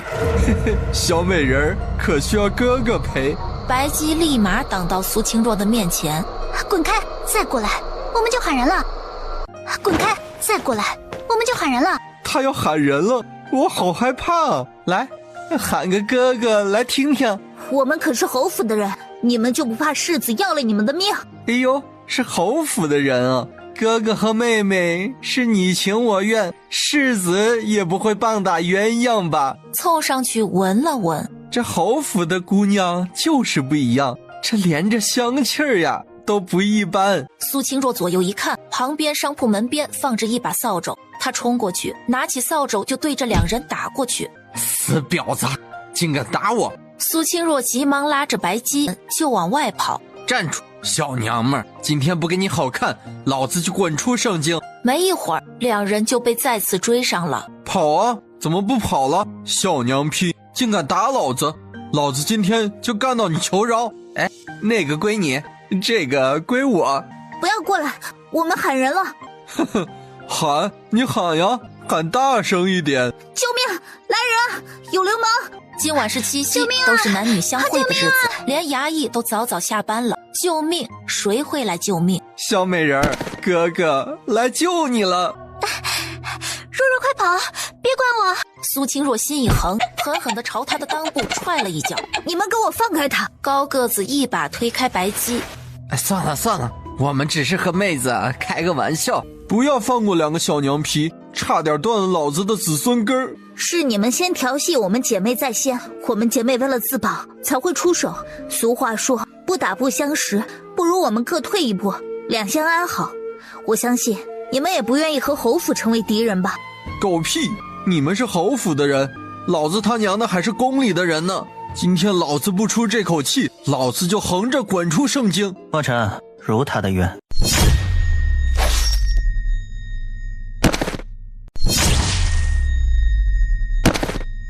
高人饶命，高人饶命啊！原来是世子。白姬兴奋地奔了过去，墨尘默默地挡到了他的面前。世子，他藐视侯府，论律当诛。扰乱治安，绑了。墨尘对后面的金无畏命令。苏清若站在原地没有动，他冲着墨尘的方向蹲下身行了礼。穆圣安看了一眼，转过身就走了。白姬，你没事吧？嗨，那有啥？我经常和哥哥这么开玩笑的，不用担心。千万不要放在心上，你就当他是个臭虫，我们将他打死就行了，没必要被恶心死了。走，我们回去吧。听我娘说，现在府里管得严，落钥匙之前没有回去就进不去了啊！只是可惜了我的兔子灯，都不知道被谁捡走了。就是，希望捡到的人都能珍惜吧，那都是我们一点点做好的。若若，今天世子说墨尘如他的愿的时候，哇，真的好帅啊！快把你好色的表情收一收，小心世子要了你的命。苏清若明白，世子并不是替他们出头，是因为矮子说了大逆不道的话，才会被砍头的。不过，一个堂堂的世子竟然被派来巡逻，也太大材小用了吧？昨日你们没事吧？没事，麻烦莫侍卫替我们多谢世子的救命之恩。墨尘瞅了瞅苏清若耳边红色的琉璃耳坠，你的耳坠很好看。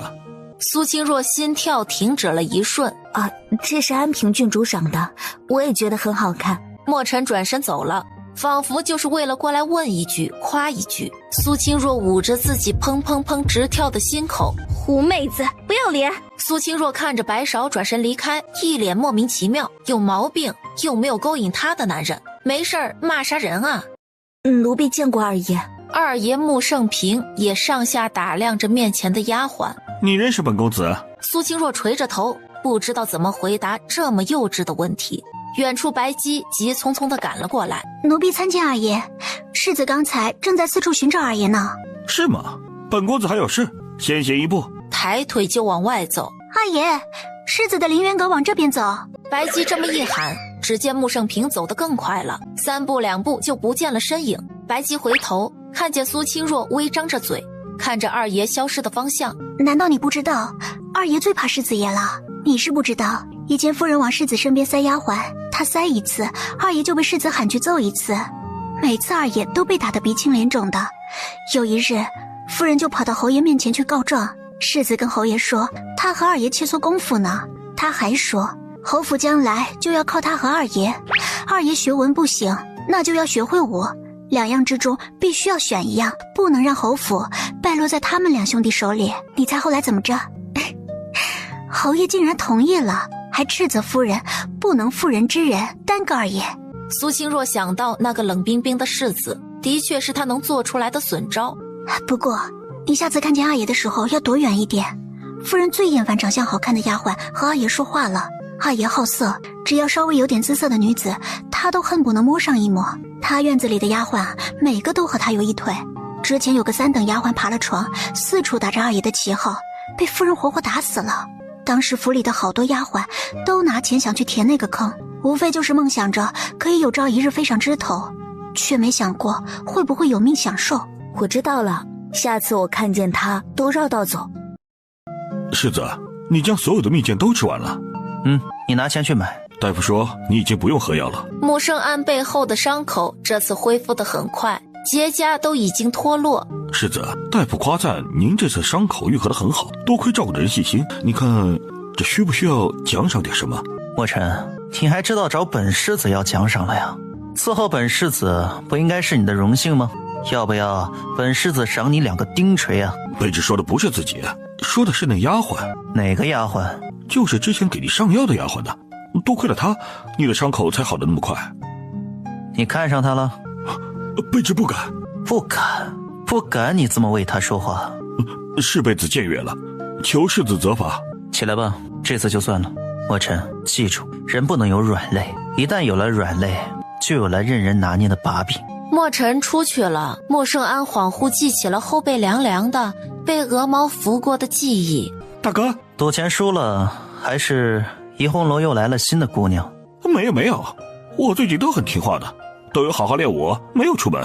好，那我考考你。穆胜平的笑脸一下子就垮了下来。世子看见弟弟的怂样，坐了下来。说吧，这次又想要什么？我只给你一次机会。我想要大哥身边的一个丫鬟。丫鬟？谁？你身边的丫鬟还少了吗？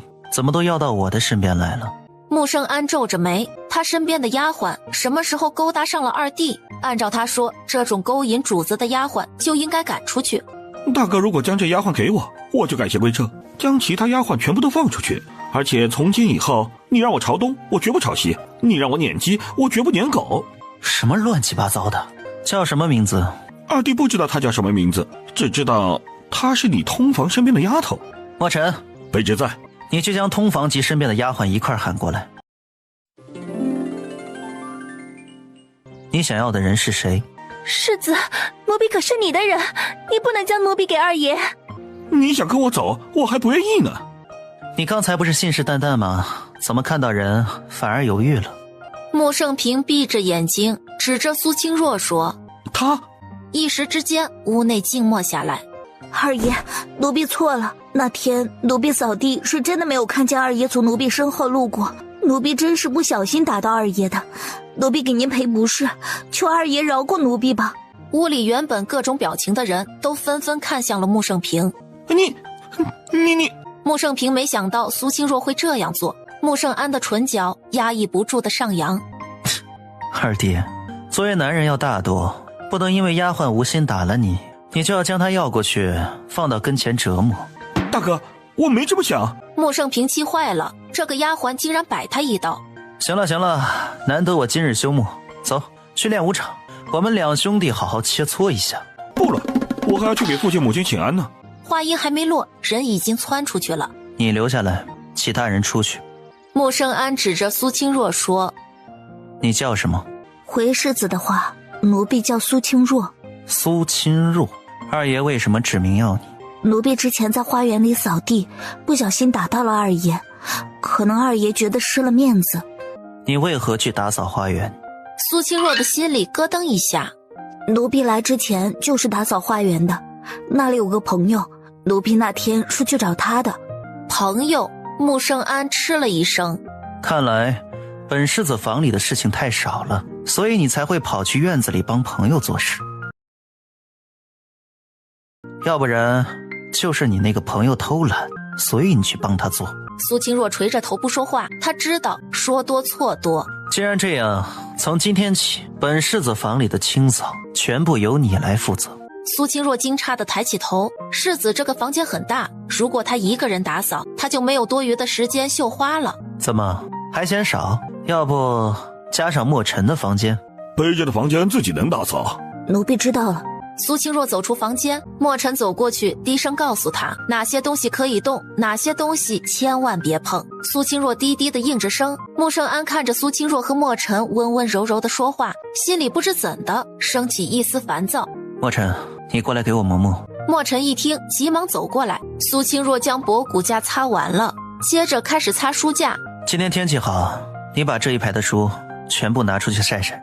一旁练字的穆胜安忽然说道。见苏清若来来回回的折腾，脸都被晒红了。墨尘张了张嘴又闭上了。他不明白世子为啥折腾一个丫鬟，难道他觉得是苏清若勾搭了二爷，又抛弃了二爷，所以他替二爷教训苏清若？枉他还以为世子对苏清若不同呢。白芷堵在门口，悠悠地看着他。若若，世子单独留你下来，是让你做什么？苏清若很忙，没工夫搭理他，从他的身侧就准备走。好妹妹，你给姐姐说一声，姐姐也好帮你。真的？你愿意帮我？不后悔？那当然，姐姐发誓。那你来。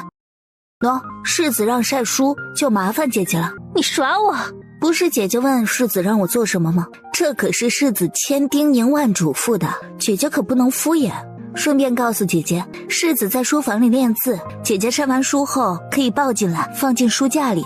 听到后面的话，白芷心里的不情愿消失了。她可以将书晒好，然后借机进去，就能和世子同处一室了。穆胜安看苏清若不再往外跑，他停了停笔。若若将本世子的书晒坏了，可是要照价赔偿的。奴婢知道。穆胜安见他只是答应了一声，却并不出去翻晒，他刚想出声质问：若若，书晒好了，放在哪里？门外满脸晒得通红的白芷抱着几本书吃力地走了进来。白芷看见穆胜安看着他，他露出一个虚弱的笑容。穆胜安低下头，啼笑皆非地看着桌上的宣纸，这字终究还是写废了。他扔下毛笔，转身走了出去。墨尘，可查到第三个人是谁？卑职查到了，是二爷身边的丫鬟，叫柔儿。什么来头？这个丫鬟是夫人从娘家那边带过来的，据说是二爷随夫人回娘家，和这个叫柔儿的丫鬟有了首尾，夫人瞒不过，就将人家从娘家要了过来。穆胜安沉默半晌，他不能接受雨夜自己宠幸的丫鬟会是二弟房里的人。可有他出入园子的记录？那2日他被夫人从二爷院里叫了过来，说是家里有人过来看他。什么人？做什么的？这个卑职还在查，卑职不方便进入内宅，如果能有女眷帮忙一起查，肯定要快很多。墨尘，你和本世子从小一起长大，我是把你当兄弟，你是我唯一信任的人。他红了眼。世子，是卑职想差了。二爷，有事儿？这里不是说话的地方，二爷请随奴婢来。白芍抛了一个媚眼给穆胜平，穆胜平被勾得心里痒痒的，就跟着走了。哎呀，好热啊！白芍柔弱无力地靠了过去，穆胜平急忙一把搂住她的腰，顺手在她的身上摸了一把。二爷，你好坏啊！哦，二爷还有更坏的，想不想尝尝？白芍不由得打了一个抖。哎，不怕不怕，二爷我很温柔。保管你吃了天天都香。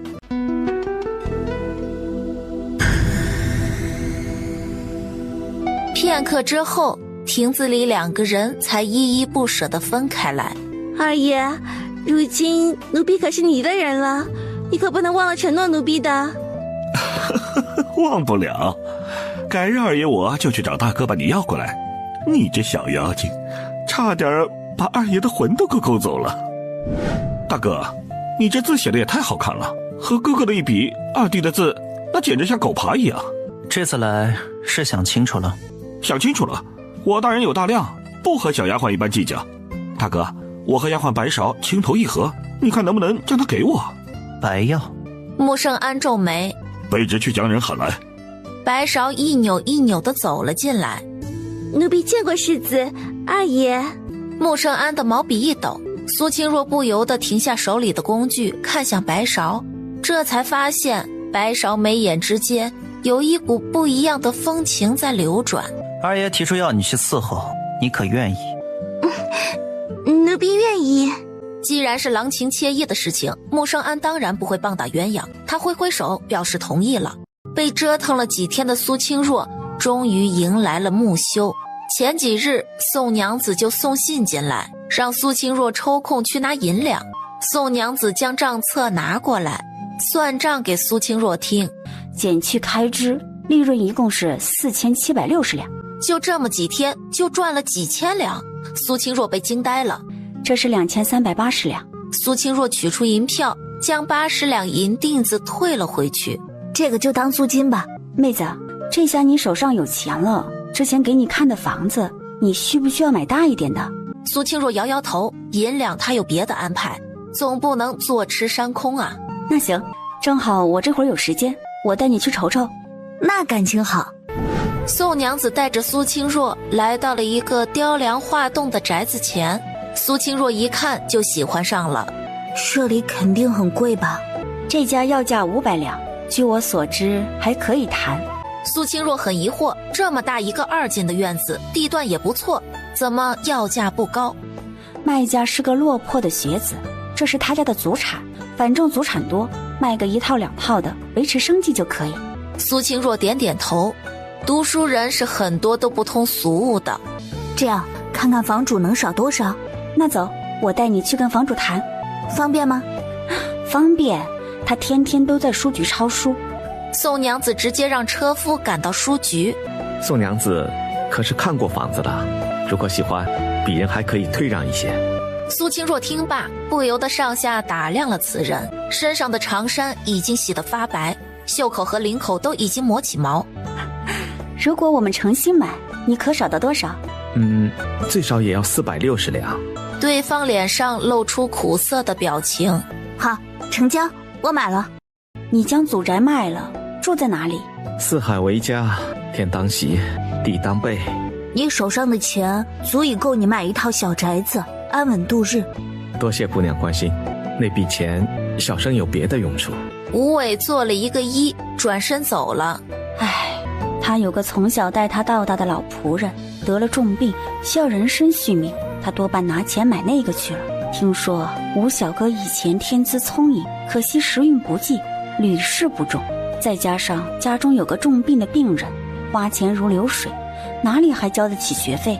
一个书生肩不能扛，手不能提的，只能到书局抄书，以死度日。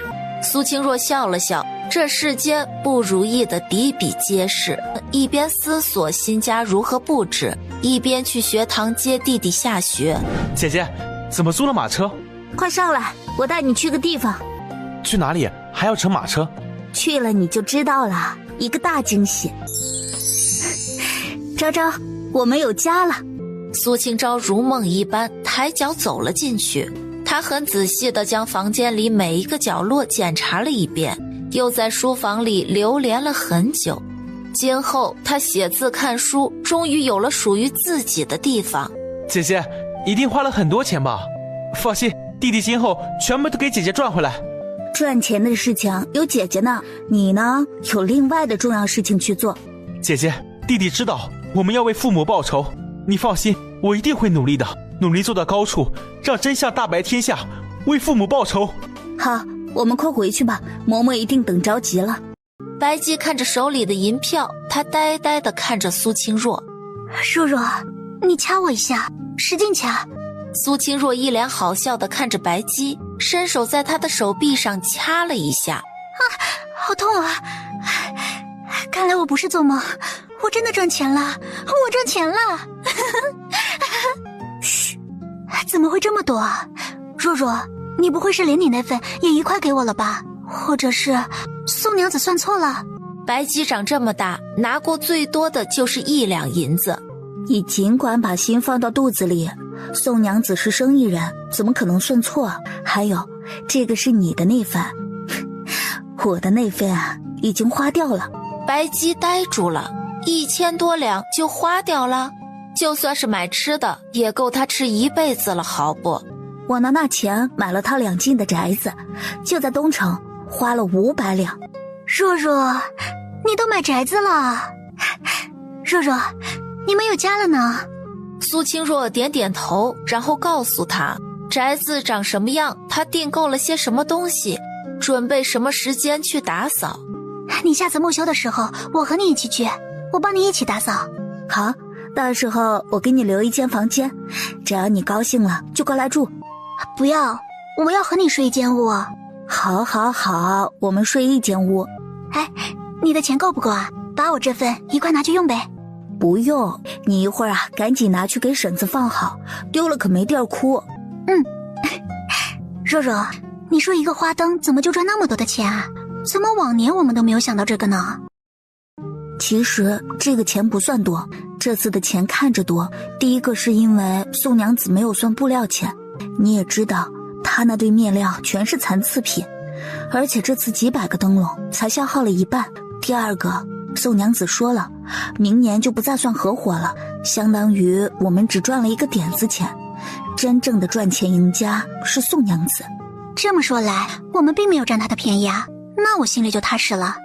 若若，既然秀楼那么赚钱，不如你自己开一家吧，凭借你的手艺一定红火。这个回头再说吧，我现在啊，只盼着夏天赶紧过去，冬天来了，离我出府的日子就近了。自从上次二爷穆圣平来指明要他去做丫鬟以后，世子爷就像很闲似的，今天让他晒书，明天让他洗被子，后天又安排他清理耳房。世子又折腾你了，他是不是被皇上厌弃了？祸从口出，我也回去了，你也抽空将银票赶紧送回家去。他刚刚走到一处假山旁，就传来了说话声。他这会儿进退两难，他选的这条路，右边是水池，左边是假山，假山这里竟然有野鸳鸯，也不知道是谁胆子这么大，青天白日的竟然敢在园子里私会。好妹妹，我就知道你忘不了我的，你之前说的话都是骗我的，对不对？你看你的身体比你更诚实，你这个小骗子可把哥哥骗惨了。随着男人的说话传来一阵响动，苏清若使劲捂着耳朵，脸上涨得通红，一会儿就传来窸窸窣窣穿衣服的声音。不要主动来找我，有事我会来叫你。女的出去了，男的这才四下看看，从苏清若来的方向离去。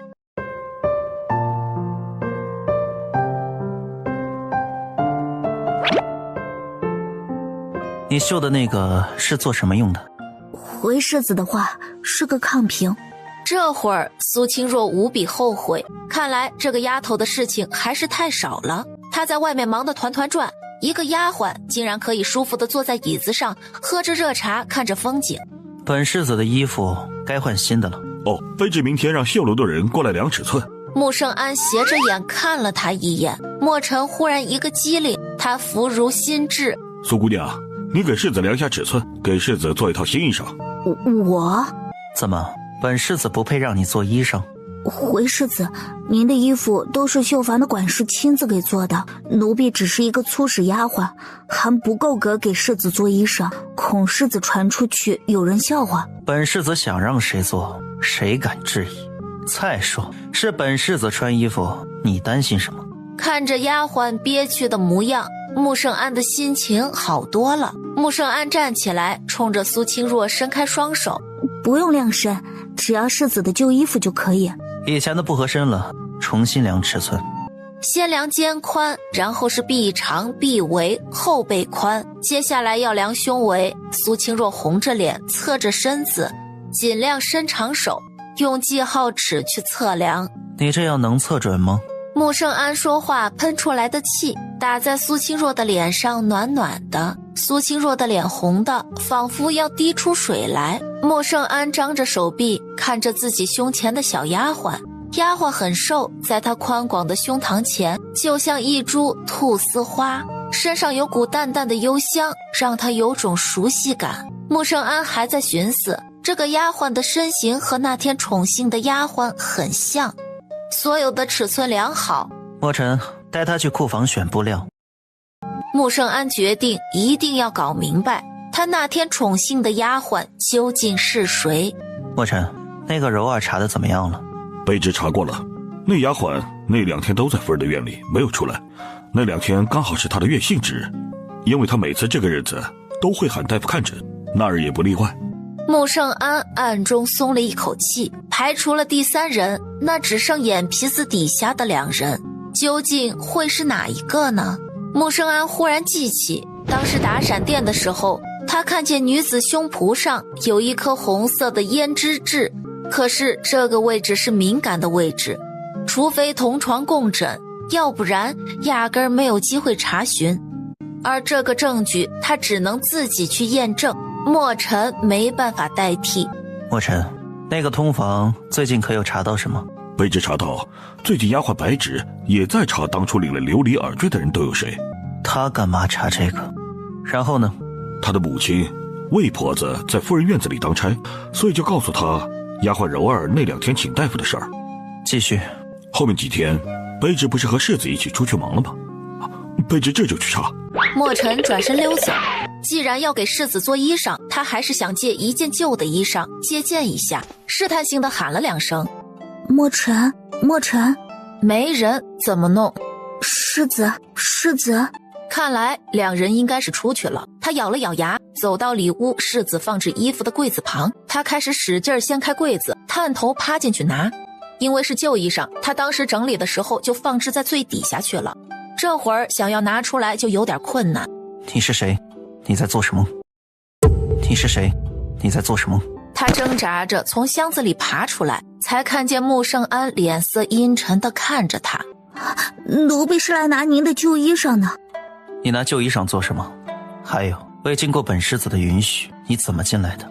因为世子的衣服都是有规制的，奴婢想借旧衣裳看看，免得制作的过程中出纰漏。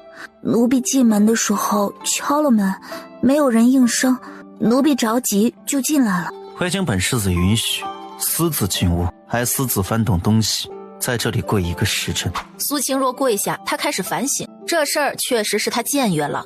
这一段时日给世子打扫卫生，世子虽然总是各种找茬，但是总体来说，他感觉是个很好相处的人。他的找茬更像是闹别扭的小孩子要糖吃。墨尘进来的时候，一看见这场景，就下意识的又退了出去。进来，你门外头去跪着。苏清若爬起来，低着头走到门口，扑通一声跪下。查得如何？白芷就前几日去侯府里逛了逛，然后除了每日的吃饭，其他时间就一直都在我们这个院子里，没有出门。你让他来一趟。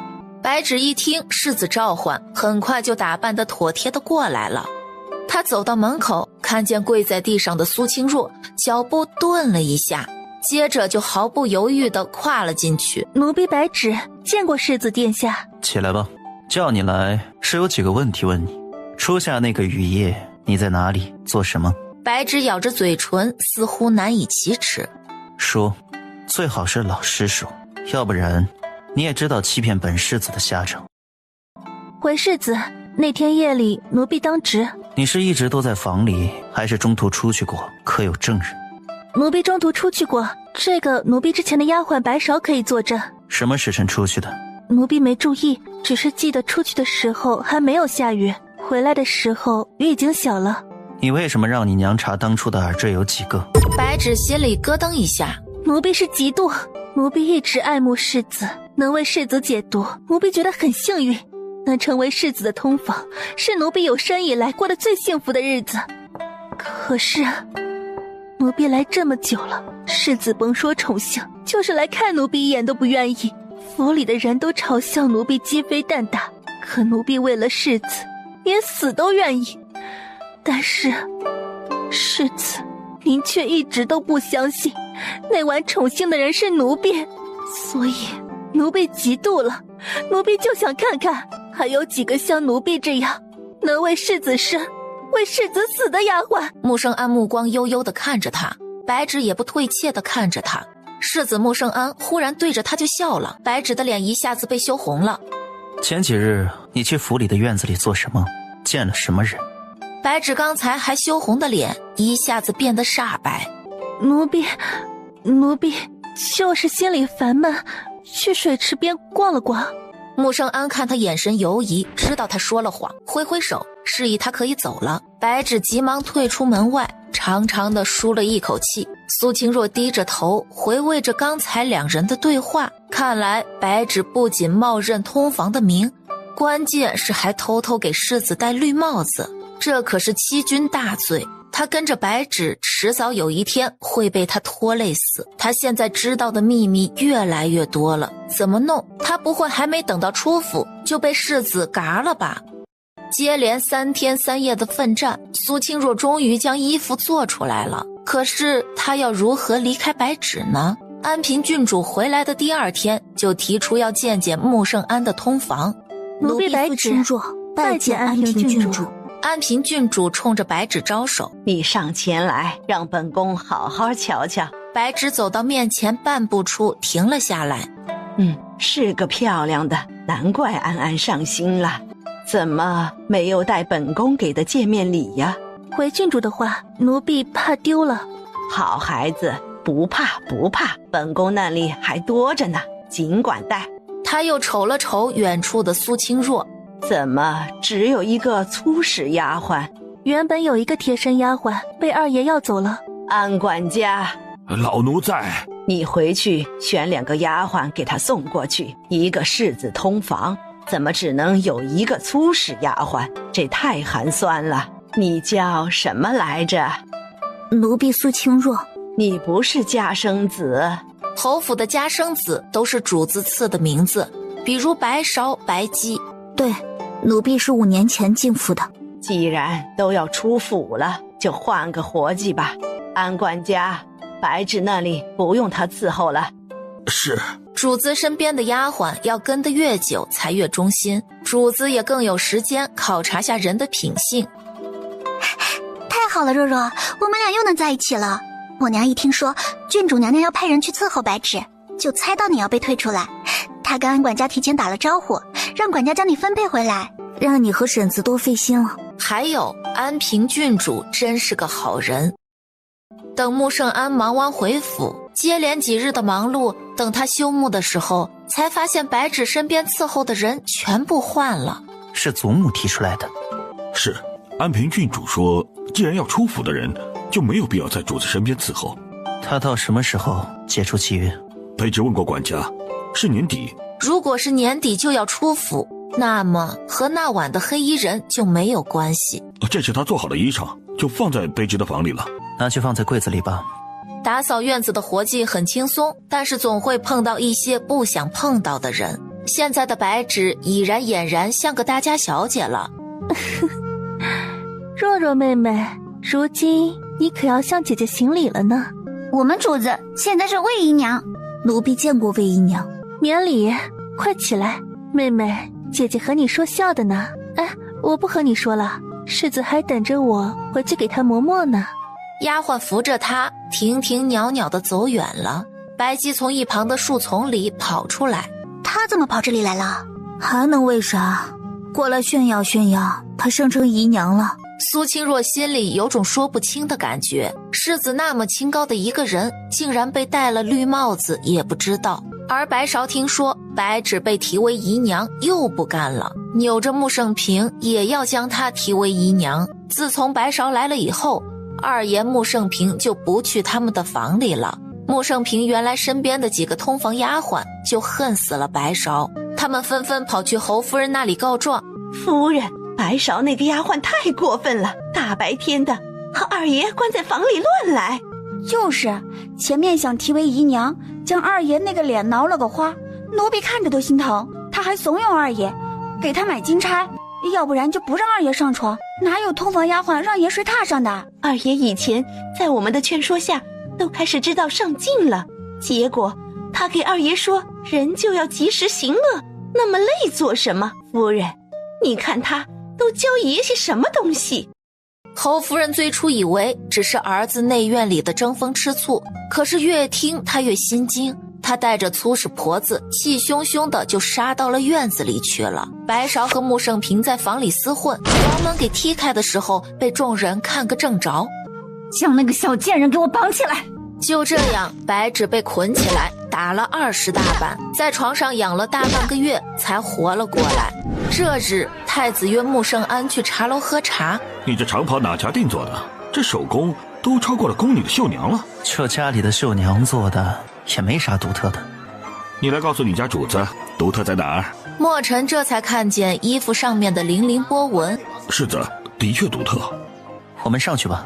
直到日落西山，太子才依依不舍地回宫去了。你去问问，这家长袍是哪里做的？回世子，秋季的衣服还没拿过来。那这衣服哪来的？墨尘欲言又止。有话就说，本世子最讨厌吞吞吐吐。世子，你可记得你曾让一丫鬟给你量身定做衣服的事儿吗？好像是有这么回事。你给他说，他的衣服做得不错，本世子重重有赏。世子，他已经离开凌云阁了。你最近跟踪那个丫鬟的事情进展如何？回世子，白芷应该是怀孕了。她前2日去找了一个侍卫，2人发生了争执，不欢而散。世子，我们收网吧。等下次他们见面就收网吧，已经拖得够久的了。穆胜安早就发觉通房背着他和侍卫私通，但是他一直想调查通房和黑衣人有没有关系。白芷最近特别的慌，她的月事已经1个多月没有来了。可是她进凌云阁的这几个月，世子压根儿就没有碰过她。现在忽然怀上一个孩子，这就解释不了。她绝对不能要这个孩子。墨尘出现了，身后还站着穆胜安。世子饶命啊！都是白芷勾搭小的。墨尘，把他的舌头割了，太丑。随着世子轻描淡写的一句话，一个红色的肉就被削掉在地上。世子，饶过奴婢，奴婢都找。接着他就将自己母亲如何让自己冒领耳坠的经过说了出来。你说雨夜本是你当值，却指使的另外一个丫鬟给本世子送醒酒汤。对，因为奴婢怕黑，从来不敢独自一人走夜路。那个丫鬟叫什么？她叫苏清若，就是之前伺候奴婢的那个粗使丫鬟。脱掉你的上衣。白芷羞辱地将上衣脱掉。穆胜安确实没有看见红痣。给他一卷白绫。穆胜安嫌恶地看向地上的侍卫。结果了吧？刚醒来的侍卫就被墨尘一刀划破喉咙，死掉了。白芷被勒死了，2人的尸体直接被扔到了乱葬岗。安平郡主听说后，嚷嚷着让人将尸体大卸8块。接着他叫来侯夫人，将白芷的父母以及2个哥哥以及侍卫一家人全部卖到边疆做苦力去了。此时的穆胜安看着手心里耳坠，有琉璃耳坠的3个人已经排除2个，独独剩下那个苏清若。墨尘，你去京中查一查，哪家有这种耳坠没？墨尘领命而去。属下查过了，有家卖西域饰品的商铺曾经卖过，说是早就被人买走了，还说那人穿的是侯府丫鬟的衣服。属下听他的描述和丫鬟苏清若很像。穆胜安的眼里风起云涌，这个丫鬟藏得真是深，被欺辱了却选择隐瞒。他是嫌弃自己，宁愿花10几两银子去买一对耳坠，也不愿意做堂堂世子的通房。他是有多嫌弃他？他想起那个丫鬟给自己量尺寸的时候，恨不得离自己3丈远的样子，他的心里就燃烧着一团火。你把管家叫来。安管家听见世子找他，魂儿都吓飞了。前面出现白芷的事情，他已经被世子狠狠敲打过了。老奴见过世子，世子有何吩咐？苏清若是安排哪个院子里去了？苏清若和赵管事的女儿白芷关系极好，她从凌云阁出来后就去和白芷一起打扫院子。她10岁进府的时候是进绣房。对，老奴记得清楚，当时她看到了侯府在买下人，她自己一个人来的，说要自卖自身，因为她有个弟弟要考取功名，所以签的活气。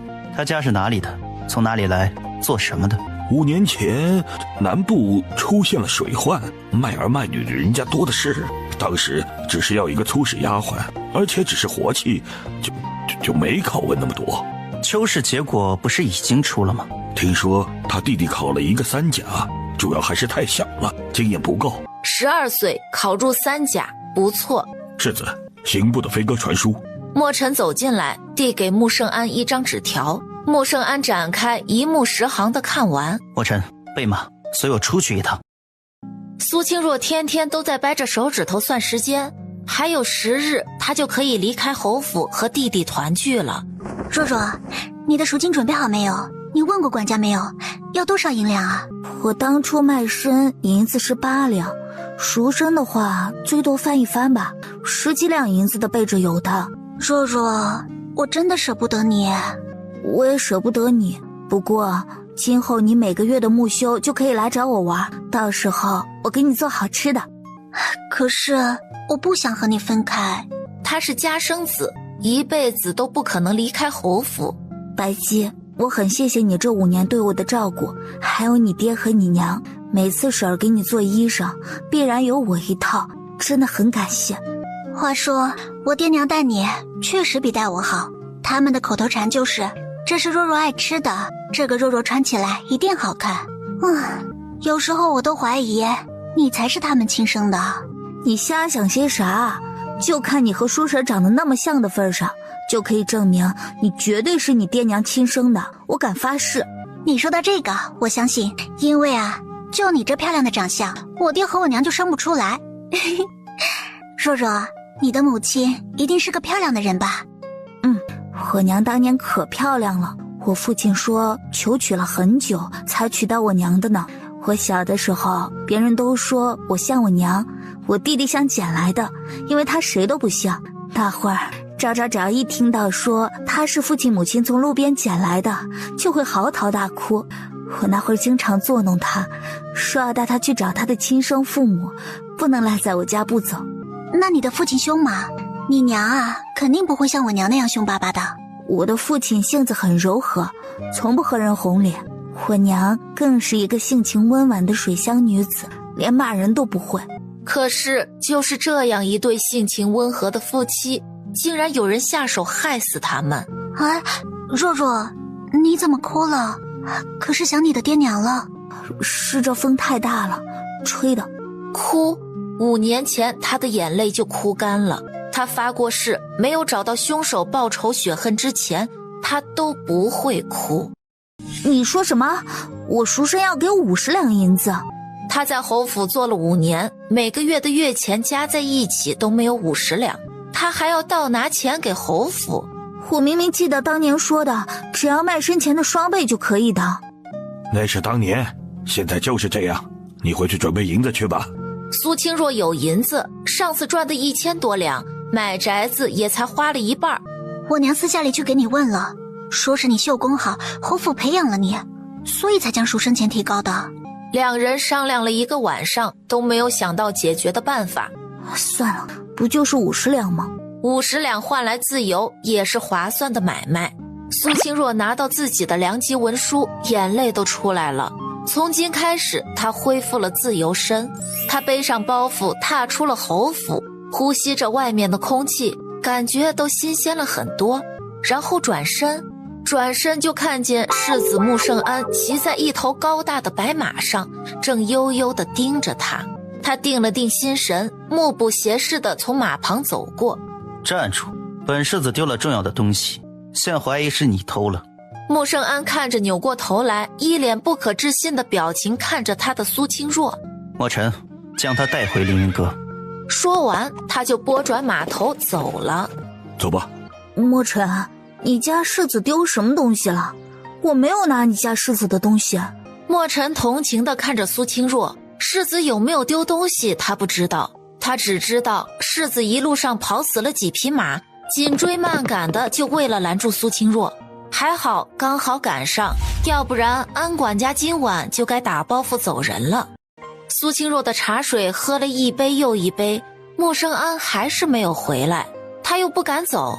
现在他是民，穆圣安是官，民不与官斗。最后他无聊地坐在凳子上睡着了。穆圣安先是去皇帝面前复了命，他出了宫就骑着马往回跑，生怕回去就看不见人。他步履匆匆地走进房间，就看见昏黄的烛火下，苏清若双手抱着腿缩成一团，睡得正香。烛火的光亮给苏清若的小脸镀上一层柔和的光，长长的眼睫毛在眼下投出一排阴影，菱角一般的红嘴唇微微地嘟着。是什么时候开始，这个女孩的脸开始在她的脑海里有印象的？特别是那双眼睛，惊恐的时候瞪得大大的，看着有点呆傻，高兴的时候会弯成月牙，不高兴的时候就会耷拉下来。在他眼里，所有女人都是一张脸，上一分钟见过和下一分钟忘记对他来说是常事。大夫曾说这是一种病，他伸出手将苏清若抱起来，手上轻飘飘的手感让他皱了一下眉。侯府的伙食不好吗？怎么这么轻？苏清若一觉睡到大天亮，自由就是好，想睡到什么时候就睡到什么时候。他伸了个懒腰，慵懒地睁开双眼。等等，这里是哪里？怎么那么的熟悉？他昨日不是赎身回家了吗？怎么还在侯府里？还好身上的衣服还在。他翻身下床，才发现这是世子的屋子，而且这是世子的床。穆圣安有洁癖，不喜欢别人动他的东西，更何况这是他的床，如果被发现他就死定了。将桌上的东西吃了，然后过来磨墨。苏清若很想冲他说一句，我现在已经不是你的丫鬟了。但是昨夜睡了世子的床，他心里发虚。吃完以后，这才挽起袖子开始磨墨。穆圣安不说话，认真地在纸上写字。苏清若磨好墨，看见书桌上放得乱七八糟的公文，条件反射地开始就收拾起来。正在低头写字的穆圣安嘴角露出一丝笑意。书架收拾好以后，苏清若又顺手擦了擦博骨架。等到将屋里收拾得干干净净，苏清若才停下手。她立在桌前，忍了忍，跪了下去。昨夜是民女鲁莽了，睡了世子的床，民女可以出钱给世子全部换一套新的，求世子放民女回家，家人还在等着民女。你准备出多少钱？民女出5两银子，不，10两。啪！穆圣安扔下毛笔，他一步一步走到苏清若的面前，伸出2个手指头掐起她的下巴。那你睡了本世子，你准备出多少钱？糟了，昨夜他睡了世子，怎么可能？难道世子说的第一次？可是那次明明是他吃亏，好不好？民女什么时候睡了世子啊？他一把揪住苏清若的手腕，将袖子往上一拉。那你告诉本世子，你的手工纱呢？民女有没有手工纱和世子有什么关系啊？穆圣安使劲捏着他的下巴，恨不得将他碾碎。这么嫌弃他，连关系都不愿意承认。苏清若被捏疼了，眼泪直在眼眶里打转。穆圣安心里一紧，手就松了。从今天起，你就负责本世子的饮食起居。从今天起，你就负责本世子的饮食起居，铺床叠被。世子，民女已经赎身，已经不是侯府的下人了。那又如何？既然能让你赎身，本世子也能将你打入奴籍。你无耻，你这是专制。哼，你不是说睡了本世子的床，想赔偿吗？好，本世子给你机会，给本世子做1年的丫鬟，1年以后我放你离开。不，我现在是良民，我为什么还要做丫鬟？弟弟苏金钊今年考入了3甲，明年上半年就要春闱，他一定不能为奴，断了弟弟的前程。好，看来你是瞧不起丫鬟了。本世子今天心情好，这样提你做通房，怎么样？通房1个月的月钱足有5两。苏清若恨不得手边变出5两，他一定将银子给穆圣安砸过去。墨尘，墨尘，世子疯了，你也跟着疯吗？你让开！墨尘站在门口动也不动，仿佛没有听见苏清若的话。墨尘，关门。苏清若绝望地看着，大门在他的面前关上。这个琉璃耳坠应该是你的吧？说着，他伸手去摸苏清若的耳朵。苏清若倔强地一偏头。本世子可是看得清楚，那人的胸部有一颗胭脂痣，要不要本世子现在脱下你的衣服，瞧瞧是不是本世子认错了人？苏清若听了他的话，紧张地抓紧衣领，他的胸部的确有一颗胭脂痣。不要再挑战本世子的耐性，想想你的弟弟，你也不想断了他的前程吧？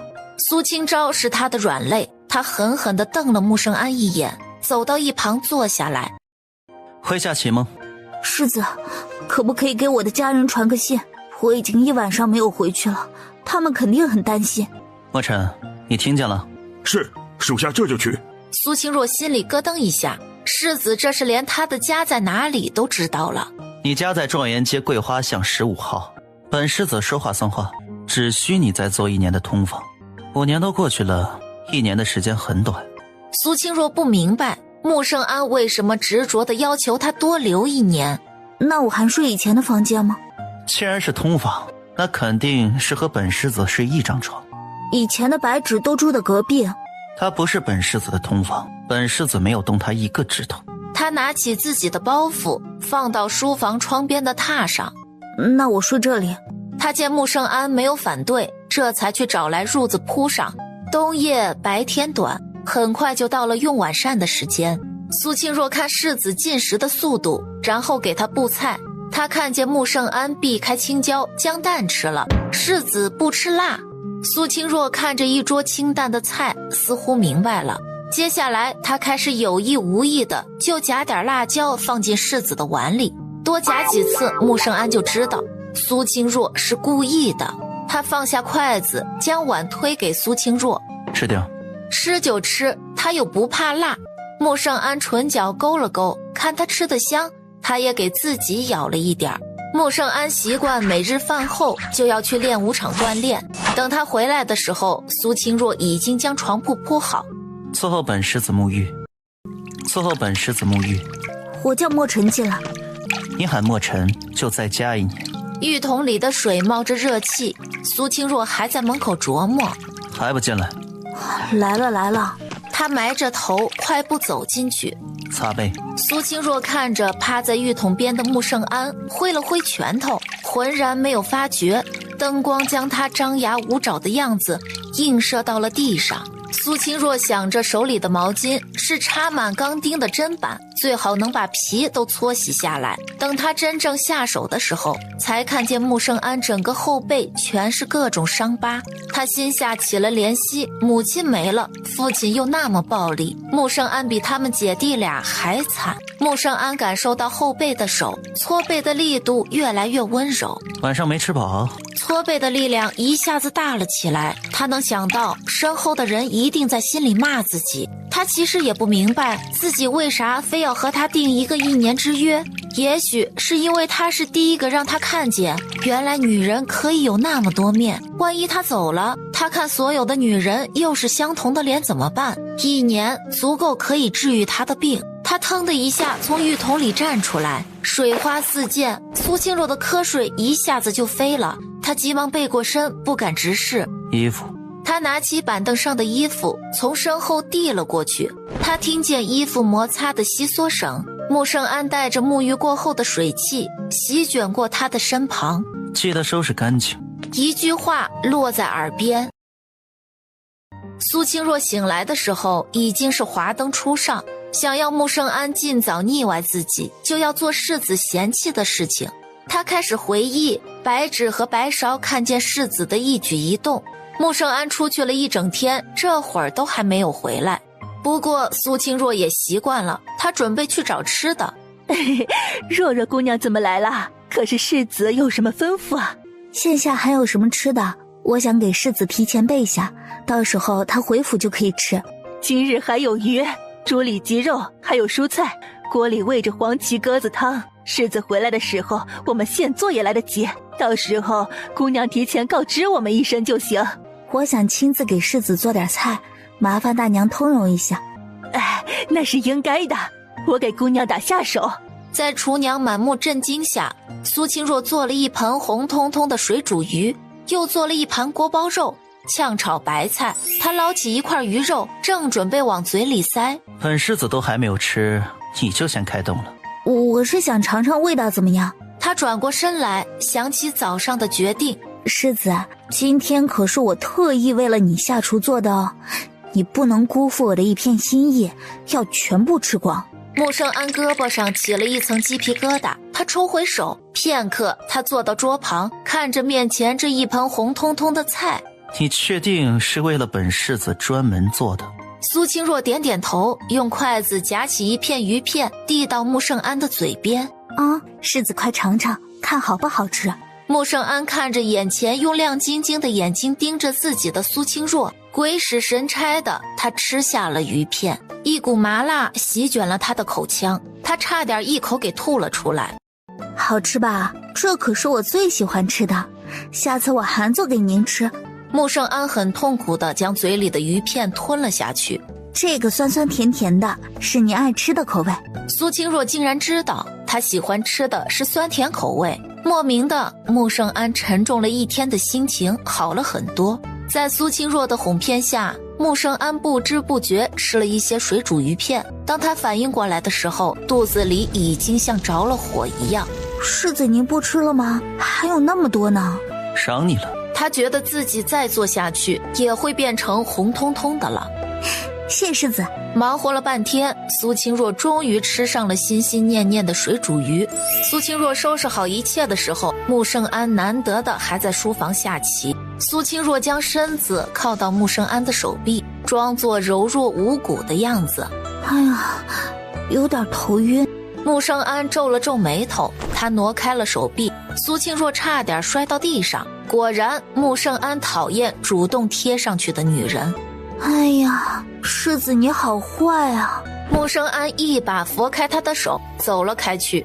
世子要休息了吗？我来给你铺床。穆圣安的肚子难受得厉害，他皱着眉躺上了床。穆圣安在床上辗转反侧，他觉得自己的肚子似乎有把刀子在里面搅动。他咬咬牙，坐起来想喝点水缓解一下。他刚站起来，肚子又传来疼痛，他一脚踏空，摔倒在地上。睡得正香的苏清若就听见咕咚一声，他立马醒了。只见穆圣安脸色苍白，嘴唇却红艳异常，额头上全是冷汗，捂着肚子躺在地上一动不动。世子，你没事吧？墨尘，墨尘，怎么了？快，世子晕倒了。墨尘冲进屋，将地上的穆圣安抱起来，放到床上，接着又冲出去，不一会儿就将溥仪拎了过来。快给看看，世子怎么了？溥仪上前开始诊脉。世子可是吃了辛辣的食物？苏清若不安地瑟缩了一下，墨尘瞟了他一眼。世子肠胃弱，老朽特意嘱咐过，不能食这辛辣的食物，这伤了脾胃，又要养很久。老朽这就去熬药，今晚世子要遭点罪，后面好好养着吧。苏清若看着床上昏迷的穆圣安，心里一阵愧疚。世子小的时候经常被侯爷惩罚，轻则不给吃饭，重则就是一顿打。特别是二公子生下后，世子饿肚子是成了常事儿。那会儿我经常跑到大厨房偷吃，有时候是一个红薯，有时候是个窝头，就这样，世子都是和我一人一半。有一次，二公子扭着世子要一东西，世子不给，夫人就去侯爷那里告状。侯爷不分青红皂白，将世子关进了祠堂3天3夜，还是郡主闯进去将昏迷的世子抱了出来。世子的肠胃就是那会儿落下的病根，他不能吃辣，府医说太过刺激的食物有可能会要了他的命。我不知道他不能吃辣。哎呀，世子这人表面上对人冷淡，实则他是很重情义的人。苏清若愧疚地照顾了穆圣安一个晚上。穆圣安醒来的时候，就看见床边趴着一个黑压压的脑袋。他刚一动，苏清若就醒了。世子，你好些了没有？他看见穆圣安捂着肚子没有回答。真的很抱歉，我不知道您不能吃辣。和你无关，是本世子要吃的。穆圣安说完，翻身下床走了出去。一早上，苏清若就看见穆圣安不停地跑进房。最后一次穆圣安出来的时候，都是扶着墙壁出来的。他试探着走上前，扶住穆圣安的胳膊。走开。世子，药熬好了。穆圣安眉头皱了皱，端起来一口气就喝干。莫尘急忙去翻盒子，发现里面的蜜饯已经空了。世子。苏清若急忙翻开自己的荷包，拿出里面的蜜饯。穆圣安看了蜜饯一眼，闭上了眼睛。昨天苏清若故意引诱他吃水煮鱼，他知道他不喜欢吃辣，却故意做了辣的菜。他生气了，他是生自己的气。什么时候他变得如此的没有原则性？还是说苏清若很容易影响他的情绪？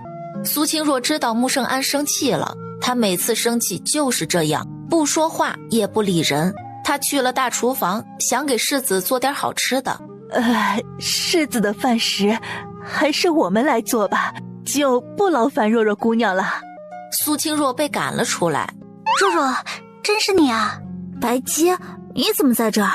我娘想办法将我调到大厨房来了。那多好，你不是最想进大厨房吗？对啊，可以有好多好吃的。不过你不是出府了吗？怎么会在侯府呢？一言难尽，我回头和你细说。白姬，你能不能帮我想想办法？我想用大厨房做点菜。这个简单啊，我手的小灶平时没人用，你用就是。白姬将苏清若拉进厨房里。你想做什么？我想要点牛奶小米粥，再做点清淡的小菜。那我帮你。两人有说有笑的一起动手，很快粥就熬好了。对了，若若，你刚才还没有说，你怎么没有出府呢？苏清若叹口气，将自己出府又被世子抓回来的事情和他讲了一遍。世子，你喝这个粥，我亲自熬的，对胃好。穆圣安伸手绕过小米粥，端起旁边的精米粥喝了2口。那你尝尝我做的这个番茄炒蛋，是你喜欢的酸甜口味。穆圣安看了碗里的番茄炒蛋，眉色不动。我这次真的没有放辣椒，我发誓。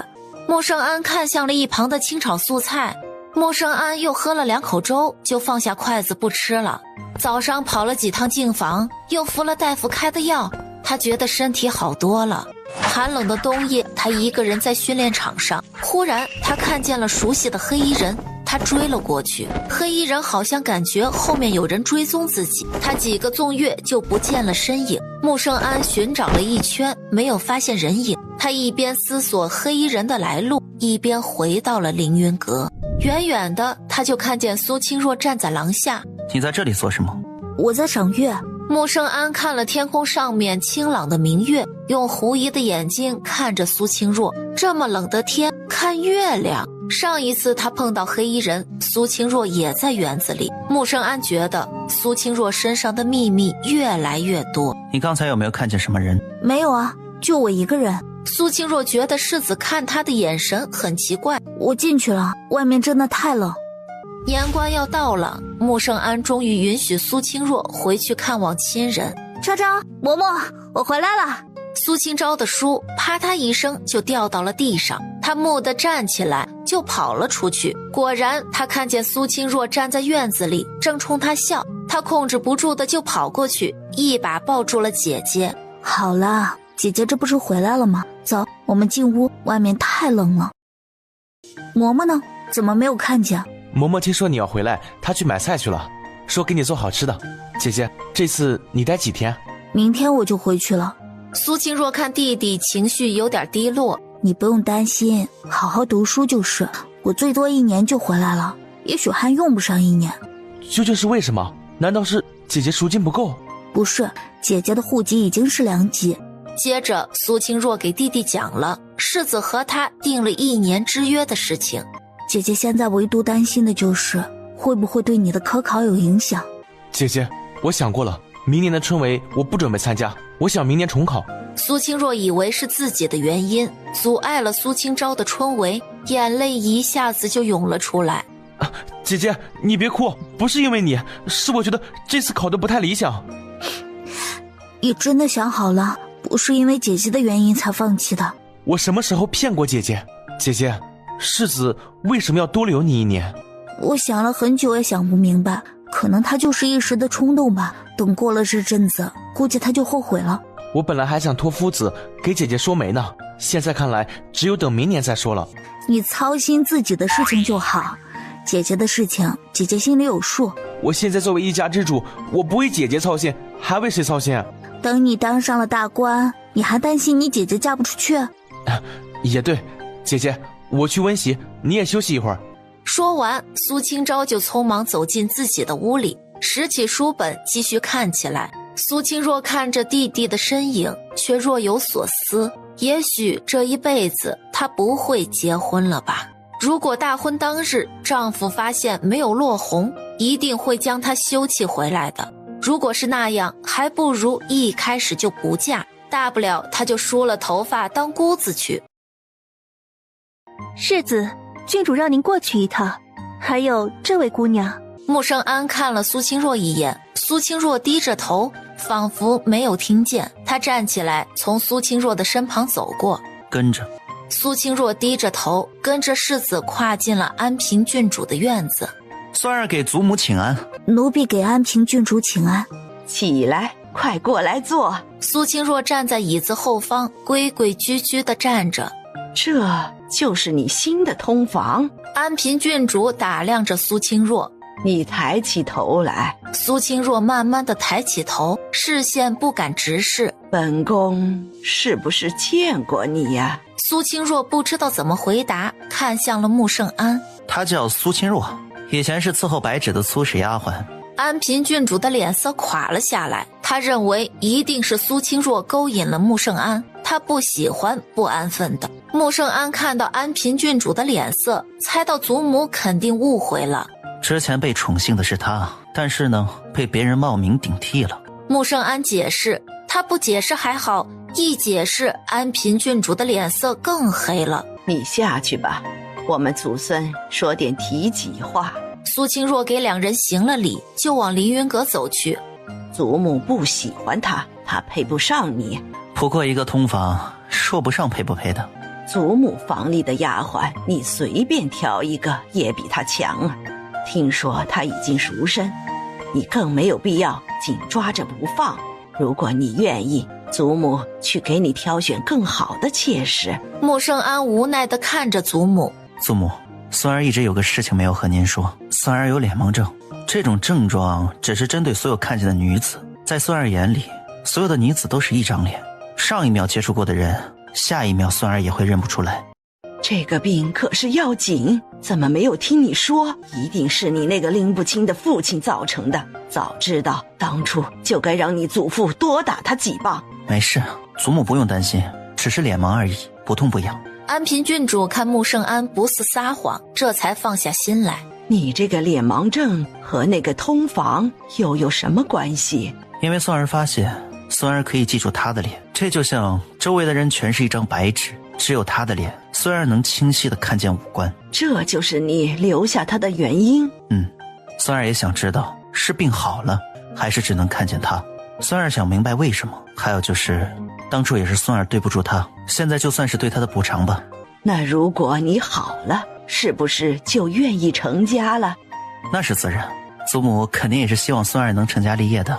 那好，到时候祖母一定给你求个良缘。孙儿的事肯定是要祖母做主的。上次祖母拿给你的首饰，你没有拿给以前的通房吗？他本来就是鸠占鹊巢，孙儿怎么可能拿给他？那上次的首饰你就拿给这个叫啥苏清若的吧？你不是说想补偿他吗？就算是祖母替你补贴给他的。安平郡主对苏清若还是心怀芥蒂。祖母这里的可都是好东西，她福气不错，孙儿替她谢谢祖母。看来他要抓紧给孙儿去说门好婚事，到时候穆圣安如果对这个通房动了情，入了心，就麻烦了。穆圣安一直陪着祖母用过晚膳，才回到凌云阁。他看见苏清若侧靠在被子上睡着了，书房里没有烧炭，苏清若应该是感觉冷了，缩成了一团。咳了2声，苏清若条件反射的就弹跳了起来，因为她起得太快，一下子就撞到了穆圣安的下巴。苏清若吓了一跳，就往后退。然后被踏的边沿绊住腿，眼见就要砸到踏沿上。穆圣安本来正揉着下巴，见状一把把他捞了回来，一个拽一个拉，两人一下子就碰到了一起。穆圣安只感到一个柔软的带着花香的嘴唇贴到自己的唇角，他急忙松开手，没有站稳的苏清若一下子就往后倒过去。穆圣安忘了苏清若还拽着他的衣领，苏清若一倒，他就不受控制的被拽着趴了下去。一时之间四目相对，苏清若的脸红得面若桃花，他感觉自己的脸要燃起来了。穆圣安看着眼前瞪大双眼呆愣着看着自己的苏清若，不知怎么的心里一动就亲了上去。刚才的感觉没有错，真的是花香味。他下意识的想要更多的时候，他开始解苏清若的外衣，发猛的苏清若忽然被身上的凉意惊醒了，他急忙一把推开穆圣安，穆圣安却反手将他抓了回来。你可是本世子的通房，你竟然拒绝本世子？奴婢不敢。穆圣安听见苏清若自称奴婢，心里拱起了无名火，他像泄愤一样的3两下就撕破了苏清若的外衣。苏清若死死咬着嘴唇，闭着眼睛，眼泪不停地流下来。穆圣安伸手准备去挑的手停住了，他看见了苏清若胸脯上的胭脂痣，想到这里，穆圣安不禁厌弃自己，他甩手快步走了出去。苏清若听到穆圣安走出去的声音，她将自己藏进被子里，放声大哭。除夕到了，安平郡主带着穆圣安去参加宫里的年夜宴，苏清若和白姬一起吃过年夜饭，就回了凌云阁。凌云阁里静悄悄的，偌大的院子里只有苏清若一个人。苏清若站在廊下，寂寞地看着头顶的天空。穆圣安送安平郡主回了院子，刚走到凌云阁，就看见苏清若站在游廊下。他看着天空，整个人透着一股悲伤和孤寂。当看到苏清若抬手起来擦眼泪，他觉得自己的心里莫名的不舒服。他鬼使神差地走过去，拉住苏清若的手：“跟我走。”“去哪儿？”穆圣安不答话，拉着他骑上他的马出了府。马儿虽然跑得不快，但是也很快地停了下来。苏清若取下斗篷，才发现是在自己家门口。穆圣安跳下马，又将苏清若抱了下来。半个时辰后，本世子再来接你。姐姐，昭昭，这是世子。苏清昭朝着穆圣安拱手一礼。学生见过世子。穆圣安眉色不动，他看向苏清若。半个时辰。说完，他牵着马就准备离开。既然世子已经到门口了，何不进屋喝口热茶？穆圣安看着瘦削的苏清昭，努力像个男子汉一样挡在苏清若的面前。他略一思索，抬脚跨了进去。穆圣安走到堂屋里，大马金刀地坐了下来。麻烦世子稍等。苏清若将弟弟拉到隔壁的房间。你开年以后是继续去以前的学堂，还是换一家这附近的？该学的我已经学完了，剩下的都是自己温习。夫子说了，他已经教不到我什么东西了，让我如果有学业上的其他问题，也可以去问他，除非是有良师，要不然没有必要去学堂。穆圣安坐在堂屋，喝着热茶，听着两姐弟在隔壁小声说话。他是习武之人，听力肯定要比常人更好。他记得苏清若的这个弟弟春天就要参加春闱了。开春你让嬷嬷买几个下人。行，到时候给你买一个伺候丫头。我很少回来，暂时不用，先买一个门房，再给你买一个小厮和一个粗使丫头，帮嬷嬷做点事情。如果能买到一家人是最好的，多一两个也没有关系。说着，苏清若掏出装钱的荷包，从里面取出100两递给苏清昭。剩下的就是开春以后的开支，你不要一下子都拿给嬷嬷。苏清昭将银票推了回去。我这里还有，足够了。姐姐在府里用钱的地方一定也不少。他强行将银票塞进了苏清若的手里。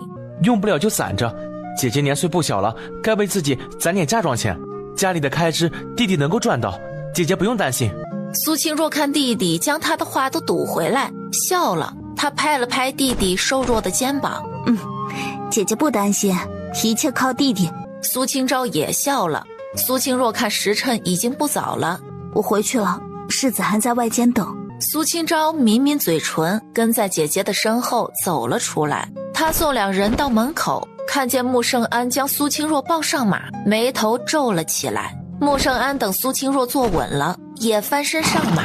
苏清若还来不及给弟弟道别，穆圣安一提马缰，马儿就跑了起来。苏清若张张嘴，只吃了一嘴的风。闭上嘴。因为回来晚了，再加上刚刚回家的喜悦，苏清若失眠了。她在榻上翻来覆去，睡不着。你担心你弟弟明年春闱的事情？可是我吵到世子了。不是，今晚喝了酒，这会儿不困。我弟弟决定明年再考一次，他觉得今年的名次不理想，我想帮他，可是不知道从何下手。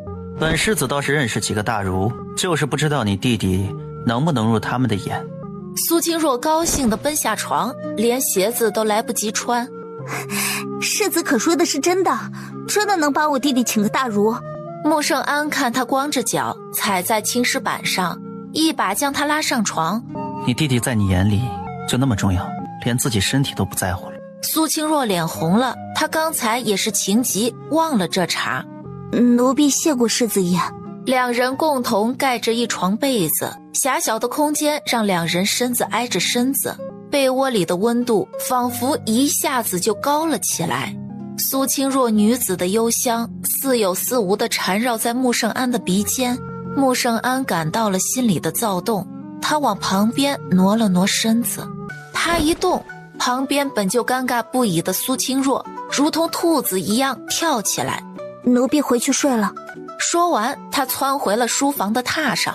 穆圣安松了一口气的同时，心里也空落落的。穆圣安说的大儒姓傅。第二日，穆圣安将情况给苏清若讲了一遍。傅夫子是极好的，如果你弟弟入了他的眼，相当于在科举这条道路上走了捷径，只是能不能入他的眼，就要看你弟弟的表现了。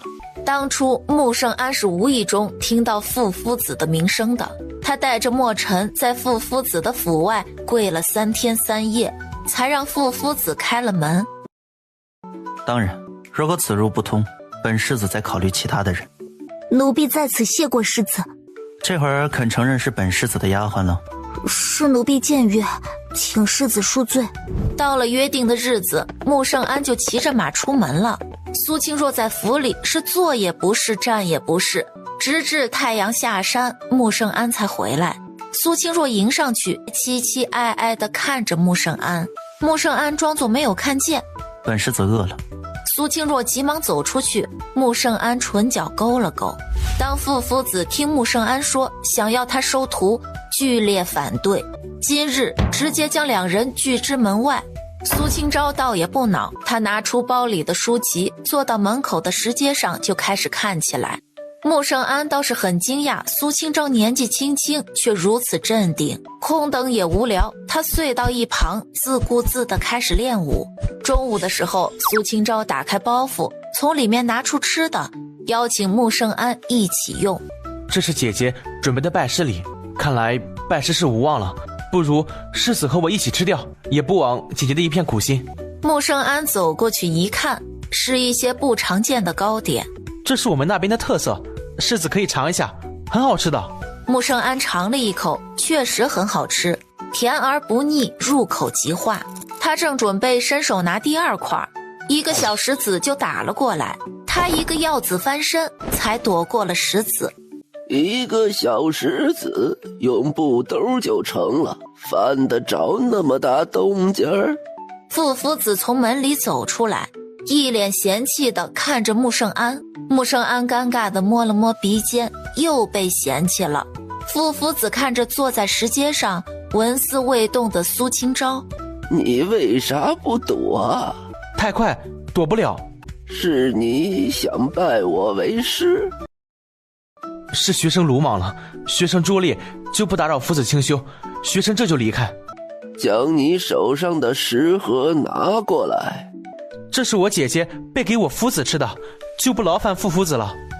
傅夫子翻了一个白眼，这小子怎么这么没有眼色？他递了一个眼色给穆圣安，穆圣安将眼睛望天，他太知道自己师父是个什么德行。想要本夫子收你为徒，本夫子要先考考你。小安子，带他进来。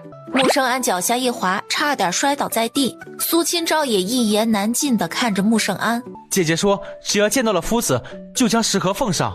傅夫子眯了一下眼，刚才被这小子摆了一道，接下来傅夫子就开始出题考验苏清昭，越到后面越出越难。苏清昭额头上汗水都流了下来。是学生学而不精。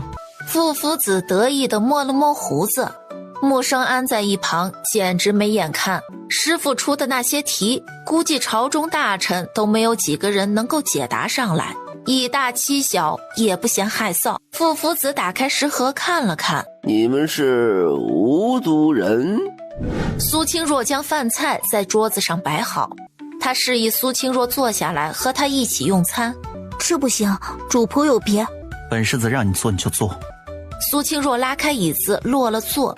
穆圣安吃的差不多的时候放下了筷子。你们是吴都人？世子何出此言？你今日准备的糕点是吴都的特色。我母亲是吴都人。那你们是哪里人？来自哪里？我们就是盛京人。那你父母是做什么的？是因何故意外去世？苏清若低着头半晌没有说话。穆圣安正准备再次问的时候，他看见一滴一滴的眼泪从苏清若低垂的脸上滴了下来。他鬼使神差地伸出手指头将苏清若眼角的泪水擦掉，可是眼泪越擦越多，他感觉自己的手都要被灼伤了。他低下头吻了上去。穆圣安舔了舔嘴唇，原来眼泪是咸咸的。苏清若被忽如其来的亲吻吓住了，忘记了哭泣。出气，要被憋过气去了。苏清若的脸唰的一下就变成了大红布，她松开穆圣安的衣服，慌乱地跑了出去。穆圣安看着像兔子一样逃跑的苏清若，唇边绽开了一个笑容，这个感觉似乎不错。苏清若跑出凌云阁，漫无目的地走。哎，若若，你怎么来了？用过饭了没有啊？他见苏清若低着头不说话，急忙扒拉她的脸。喂，是不是有人欺负你了？没有，刚才是眼睛进沙子了。你在世子那里怎么样？他有没有欺负你？苏清若想到刚才那个吻，白姬狐疑地看着苏清若忽然红了的脸庞。你不会对世子动了情吧？苏清若低下头。若若，你可千万不能陷进去。你忘了，你说过你不想做妾，你要回家和弟弟团聚，你还要为你的父母报仇呢。白姬的话如同冬日里的一盆冷水，将苏清若浇了一个透顶。若若，他是世子，和我们的身份差别太大，不会是你的良人。你想想你弟弟，还有你的父母，难道你就忘记了你最初的想法了吗？苏清若使劲摇头，眼泪流了出来。哭吧哭吧，哭完了就把它忘掉。苏清若抱着白姬无声的哭泣，半晌她才止住了哭声。谢谢你，白姬。嗨，我俩谁跟谁啊？好了，我也出来很久了，该回去了。等苏清若回到凌云阁，穆圣安去了训练场还没有回来。他抬手将屋内的一切收拾好，又将穆圣安的床褥给铺开。这时穆圣安踏进了房间，他看见给他铺床的苏清若如同一个等待夫君就寝的小妻子，脸上的神情不由得柔和下来。夫子收下了你的弟弟，但是他有个要求。苏清若抬起头，穆圣安对着他笑了笑。夫子说要让你弟弟住到他那里去，直到出师才可以回来。奴婢谢过世子。那你准备怎么感谢本世子？苏清若脸红了，她咬着下唇，不知道这个该怎么回答。穆圣安也不催，就这么瞅着他。要不奴婢给世子做顿好吃的？算了，哼，我可不想再拉一早上的肚子。要不奴婢给世子做一身衣裳？那也不是你分内之事吗？苏清若为难了，世子啥也不缺，这该怎么谢？穆圣安伸手在自己脸上一指。苏清若一头雾水，世子什么意思？亲我一下。就抵消了。莫胜安眼底充满了期待，苏清若跺了跺脚，转身走了。走出门，他拍了拍胸口，好险，差点他又被世子诱惑了。孙儿见过主母，听说主母有事找孙儿。祖母准备去大佛寺上香，你今日休沐，陪祖母一起去。这么冷的天，外面还飘着雪，祖母不若改一天去。不行，祖母给你看了一个好媳妇儿的人选，和他母亲约好了今日一起上香，你陪祖母一起，顺便去见见。哪家的小姐？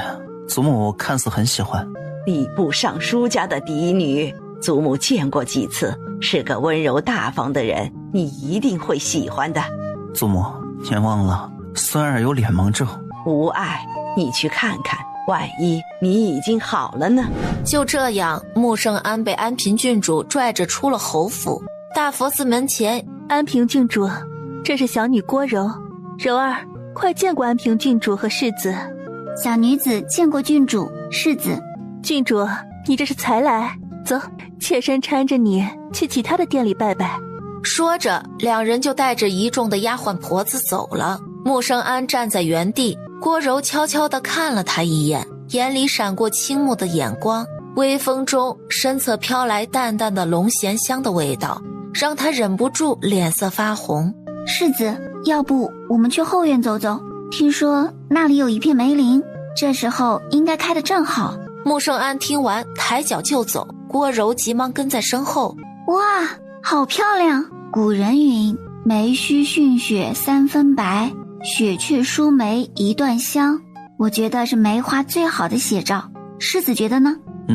如果能摘下一枝回去供奉佛前，佛祖一定高兴。郭柔愣住了，世子这是什么意思？他不是应该主动提出给他摘一枝吗？他做再多，穆圣安都当没有看见，他何苦要在外面受罪？你一天到晚要不离手，还说自己身子没有问题，你身子不能生，我买个妾来伺候你相公，有什么错？宋娘子看着婆婆身边的丈夫，相公，你也是这样想我的吗？娘子，她只是一个妾室，不影响你正妻的位置啊。再说，你一天到晚忙着店里的生意，也没有功夫带孩子伺候母亲，她来就可以帮着带小豆子，母亲也不用那么操劳，这不是一举几得的事情吗？宋娘子看着一脸义正言辞的丈夫，心下一片苦涩。她自己劳心劳力的赚钱养家，结果到头来落得一个不孝的名声。如果我不同意呢？这个家是我儿子说了算数，哪里轮得到你说不同意？娘子，你放心，我的心里只有你。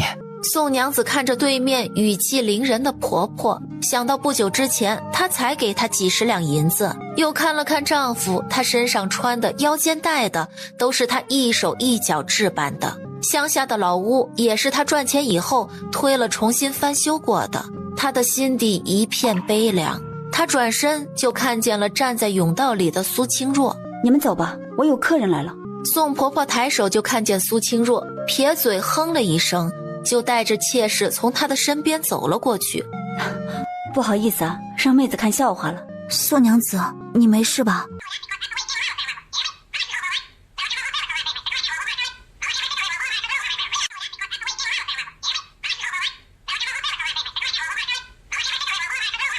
其实我不反对婆婆买个下人伺候她，反正我赚钱也是为了家人能够生活得更好。但是我没有想到她会想到买个妾室给相公。那你怎么打算？不知道，我还没想好，先走一步算一步吧。不过是一个妾室，大不了到时候再卖出去。你还记得之前卖你宅子的那个书生吗？怎么了？他那个老仆人快不行了，他想将手里的地卖了，凑点下葬的钱。本来我想自己买下来的，但是今天你也看见了，我婆婆他们的行为让人心寒，我不准备买了。我将这个机会让给你，也算是帮他一把。有多少地啊？20亩，13亩上等田，7亩中等田。他这个地被人压价压得厉害，我也是看他可怜的份上，想帮他一把。价格呢？最初要价150两，后来我谈价110两，这个价格很划算。他那个地旁边就是水源，土也很好，我去看过。那个中等田找个老把式养一养，不比上等田差多少。行，我相信宋娘子，地我就不去看了。等这个抗评的钱拿到手以后，我们就去办理手续。不用等到那会儿，正好昨天我才拢了账，我先支给你用。还是等主家将钱拿过来再说吧，100多呢，可不是小数目。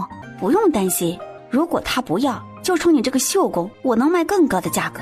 这是150两，当初说好的。你把钱都给我了，你绣楼里怎么弄？放心，我心里有数。走吧，去晚了，万一那地被别人买走，就可惜了。他们坐上马车来到书局。请问宋娘子是想买地吗？那个地卖了没有？如果没有，苏姑娘想买。啊，还没卖。那些人都知道他着急要钱，使劲压价。那你的地你打算怎么卖？姑娘如果想要，至少100两，不能再低了。我听宋娘子说你的地要价110两，你也不用觉得我之前买过你的祖宅就减少价格，我们还是按照110两的价格成交。只是我现在就想去过户，不知道你方不方便？学生多谢姑娘，麻烦姑娘和宋娘子稍等。几人还是找到上次的中人，带着他们到衙门过户。中人很快就办好了手续。我师父经常教育我们姐弟俩，天将降大任于斯人也，必先苦其心志，劳其筋骨，饿其体肤。我相信吴公子终有一日会一飞冲天。吴为眼眶湿润了，他冲苏清若弯下腰，深深地鞠了一躬。牧尘，世子，神呢？苏姑娘出府去了。什么时候出的府？怎么这个时辰了还没有回来？穆圣安不禁怀疑苏清若是不是趁他不在偷偷跑了。应该快回来了。墨尘的话音刚落，苏清若就走了进来。去哪儿了？奴婢去办了一点事情，碰到个无礼的人，多耽搁了一会儿。什么人？不相关的人。世子陪郡主去上香，可顺利啊？听说大佛寺后院的梅花可是一大景，可惜奴婢没有见过。想看？奴婢也只是听说，也许并不好看。穆圣安沉思了一下，好像还行。把前些天本世子赏给你的白狐大氅穿上，本世子带你去个地方。世子要带妾身去哪里啊？快点。穆圣安抬脚就往外走，苏清若急忙从柜子里取出大氅跟了上去。坐稳了。穆圣安一甩缰绳，马儿又开始跑了起来。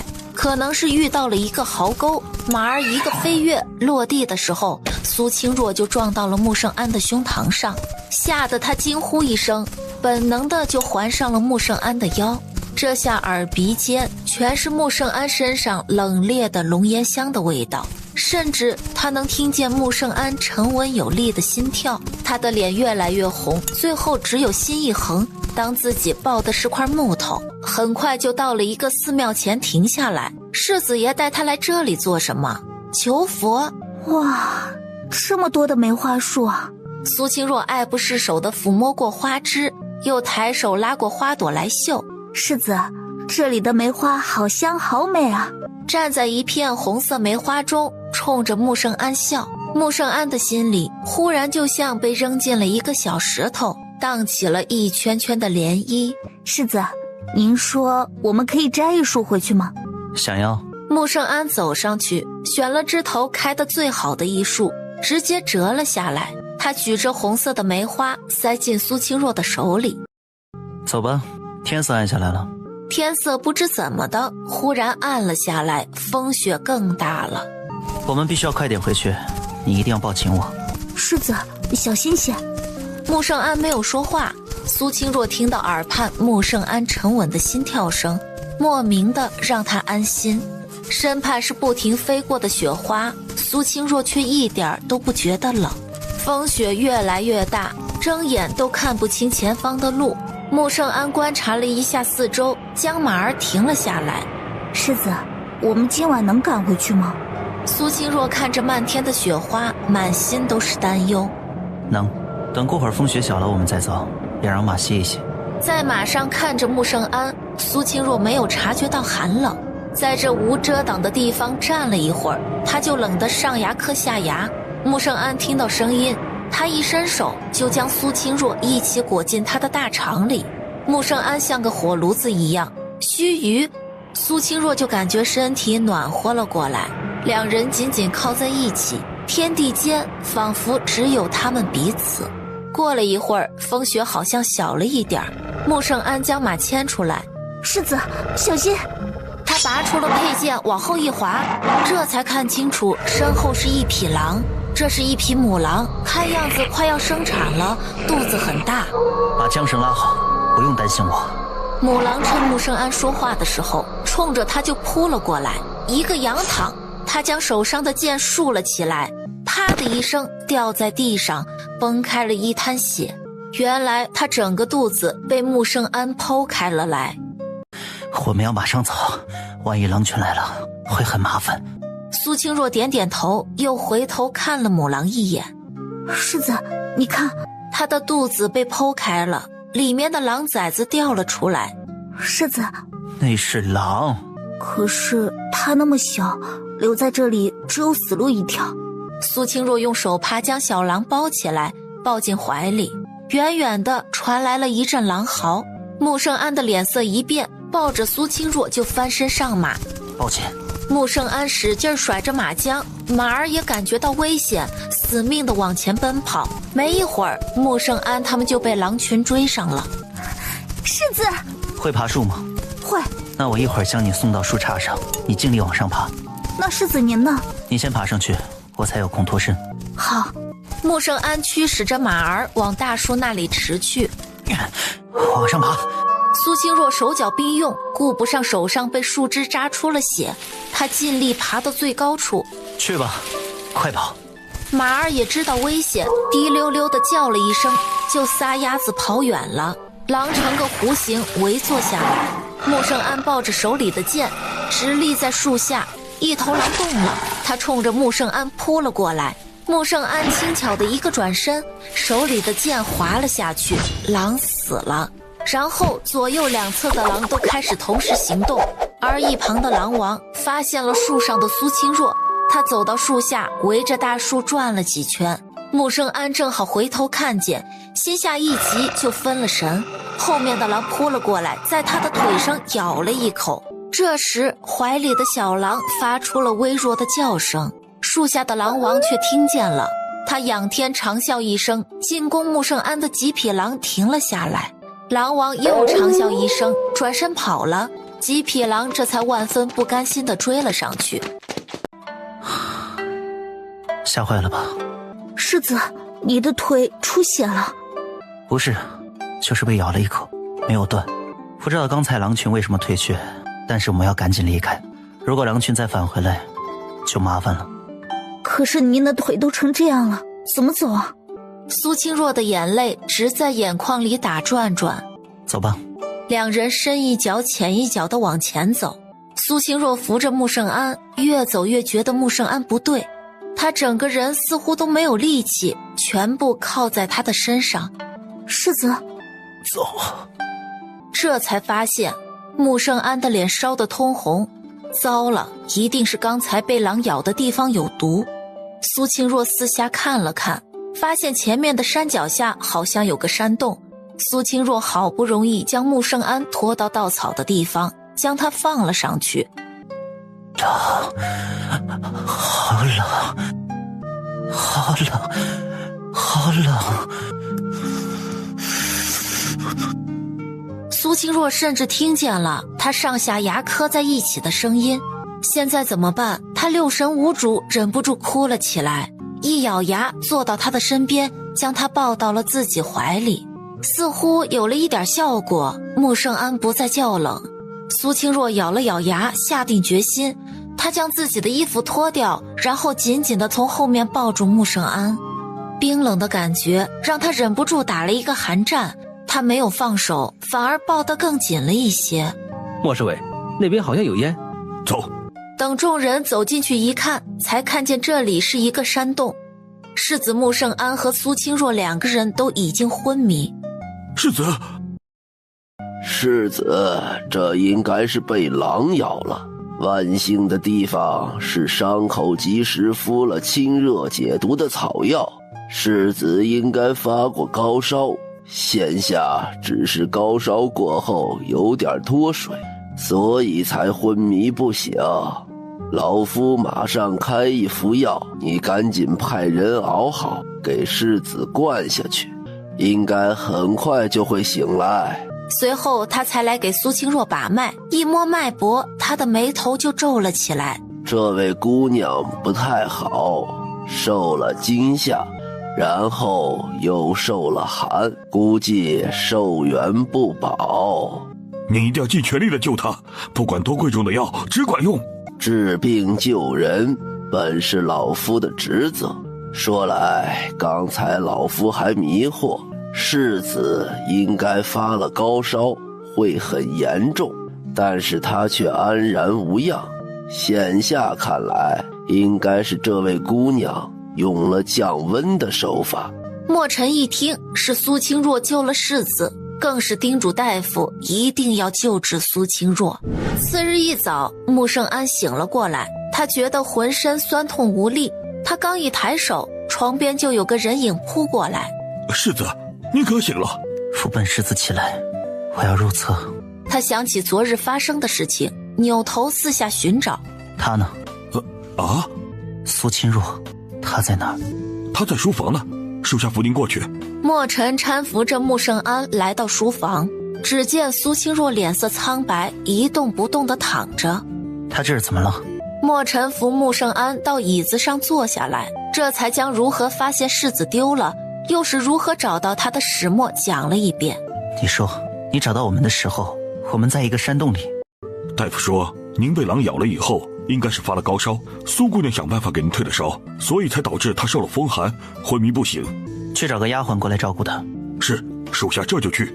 找一个细心一点的。属下记得她有个关系很好的丫鬟，现在在大厨房里，属下去把她调过来。穆圣安点点头，坐在椅子上看着苏清若出神，脑海里不时浮现的片段让穆圣安这时才明白，梦里抱住他的人不是母亲，是苏清若。若若，她没死，只是昏迷。一旁冰冷的话语把白姬吓了一跳。奴婢见过世子。本世子将人交给你了，若有差池，那你抵命。是。你先给他换一身衣裳。墨尘急忙过来搀扶住穆圣安。白姬看两人出了门，准备给苏清若换衣服，突然从苏清若的怀里滚出来一只没有睁眼的小狗。被吓了一跳的白姬伸出手将小狗拎起来。白姬拎起来本来想拿出去丢了，但是转念一想，既然苏清若能够将它放在怀里，说明她很喜欢这只小狗。她这会儿给丢了，万一苏清若醒来找她要怎么办？她回过头将苏清若绣花用的匾罗拿过来，又将苏清若换下来的衣服放了进去，反正这衣服已经坏掉了，给它做狗窝倒是合适。小狗闻到熟悉的味道，找了一个合适的位置盘了下来。白姬安顿好小狗，走到榻边坐下来。若若，你什么时候才能醒啊？若若，世子说从今往后我就跟着你了呢。你要是再不醒，世子的眼神都要杀人了。若若，你在哪里捡的小狗啊？太丑了，还没有府里的小白好看呢。穆圣安在外厢等了半晌，这才看见白姬从房间里走出来。收拾妥当了。是。白姬偷偷看了一眼穆圣安。有事？奴婢是想能不能将若若挪个地方，那里是书房，始终不太妥当。不用。穆圣安冷冷地撂下一句话，就错过白姬进屋去了。安平郡主听说穆圣安昨夜受了伤，匆忙带着丫鬟就赶了过来。安安，你有没有事啊？祖母不用担心，就是蹭破了一点皮。给祖母说说究竟是怎么回事。是孙儿让祖母担心了。我听下人们说是你的通房救了你。是，如果不是他的话，估计孙儿就被冻死在山洞里了。穆圣安一说到苏清若就眉眼柔和。既然他三番五次的救了你，就提他做姨娘吧，也算是对他的赏赐了。好。郭夫人对你很满意，她的意思是想让你和郭柔多接触接触，如果可以，就提前将婚事定下来。说到这里，穆圣安向书房的方向看了一眼。郭柔是个知礼大方的好姑娘，一定能够接纳你的妾室，而且你娶了正妻以后，到时候你还可以让妾室给你生一个孩子。穆圣安想到有一个像他又像苏清若的孩子，就充满期待。等孙儿好一些再说。祖母，您先回去吧，孙儿过2天去给您请安。穆圣安受伤，虽然告了假，但是还是有事情需要处理。他让莫尘扶着他去了外书房。白姬看见穆圣安走了，这才愤愤不平地将手里的帕子砸在地上。苏清若为了救世子，命都快没有了，世子却准备定亲了，他真是替苏清若不值。若若，你快醒醒啊！你要是再不醒的话，世子就要定亲了，到时候你该怎么办？之前跟你说了，不要招惹世子，你看现在你能得到什么？若若，你如果醒不过来了，你弟弟该怎么办啊？他还等着你回去和他团聚呢。你再哭就要把我的床淹掉了。才不会，哪有那么夸张啊？等等，谁在说话？他泪眼蒙蒙地抬起头，看着躺在床上的苏清若，睁着眼睛，虚弱地朝着他笑。若若，你醒了！白姬高兴地扑上去，使劲抱着苏清若。你再使劲儿，我就被你送走了。白姬慌忙放开苏清若。谁欺负你了？哭得那么惨。没人敢欺负我，我就是心疼你。你怎么会把自己弄得那么惨啊？差点连命都没有了。苏清若这才记起来，昏迷之前自己和穆圣安还在山洞里。世子呢？他安好吧？他噌的一下坐起来。你好好养你的伤吧，少担心别人了。怎么，世子得罪你了？若若，你老实告诉我，你是不是喜欢上世子了？若若，你糊涂啊！你可知道，以你的身世，最多就是给世子做妾室。你不是说过你不想做妾，不想自己的孩子一辈子低别人一等吗？你可知道，安平郡主给世子说了一门亲事，两家都要下定了。苏清若的脸一下子就白了，她没有想到穆圣安要定亲了。这不是我可以决定的事情。白姬张了张嘴，将嘴边的话咽了回去。白姬，我饿了，有没有吃的？哎呀，我都忘了，大夫让你醒了就立马告诉他，你等一下。白姬说完，风风火火地跑了。苏清若脸上的笑容消失了。他知道穆圣安对他好，才会听到他说想看大佛寺的梅花，就专门带他去看，而且在危急的时刻都是先将生的机会留给他。至始至终，他不后悔自己救了穆圣安，如果重来，他还是一样会那么做。所以自己所做的一切，就当是报答世子所做的一切了吧。可是他也清楚，自己对世子已经动了心。那种感觉没有办法自己骗自己的。你呀，也算是命大，那么危险都闯过来了。不过今后你的身子不能再受寒了，要不然到时候容易子嗣困呢。谢谢大夫，我知道了。白姬将大夫送出去。对了，白姬，你看见我怀里的小动物没有？小狗吗？就在你的床脚边上，你从哪里抱的呀？可真是丑。苏清若不敢告诉白姬，她说的小狗其实是狼。最初我去厨房讨要羊奶，他们还不给呢。后来不知怎么世子知道了，就吩咐厨房每天都送一碗过来。你不知道这个小家伙有多能吃，那么大一碗羊奶，他2顿就喝完了。果然小狼长大了一些，看来能吃能睡的小狼一定可以活下去。穆圣安和莫尘说完事情就回到屋子，他一进屋就感觉有2道目光紧紧盯着他，他一个箭步窜了过去。你醒了。莫尘急忙拉着心不甘情不愿的白姬退出房间。世子有没有事？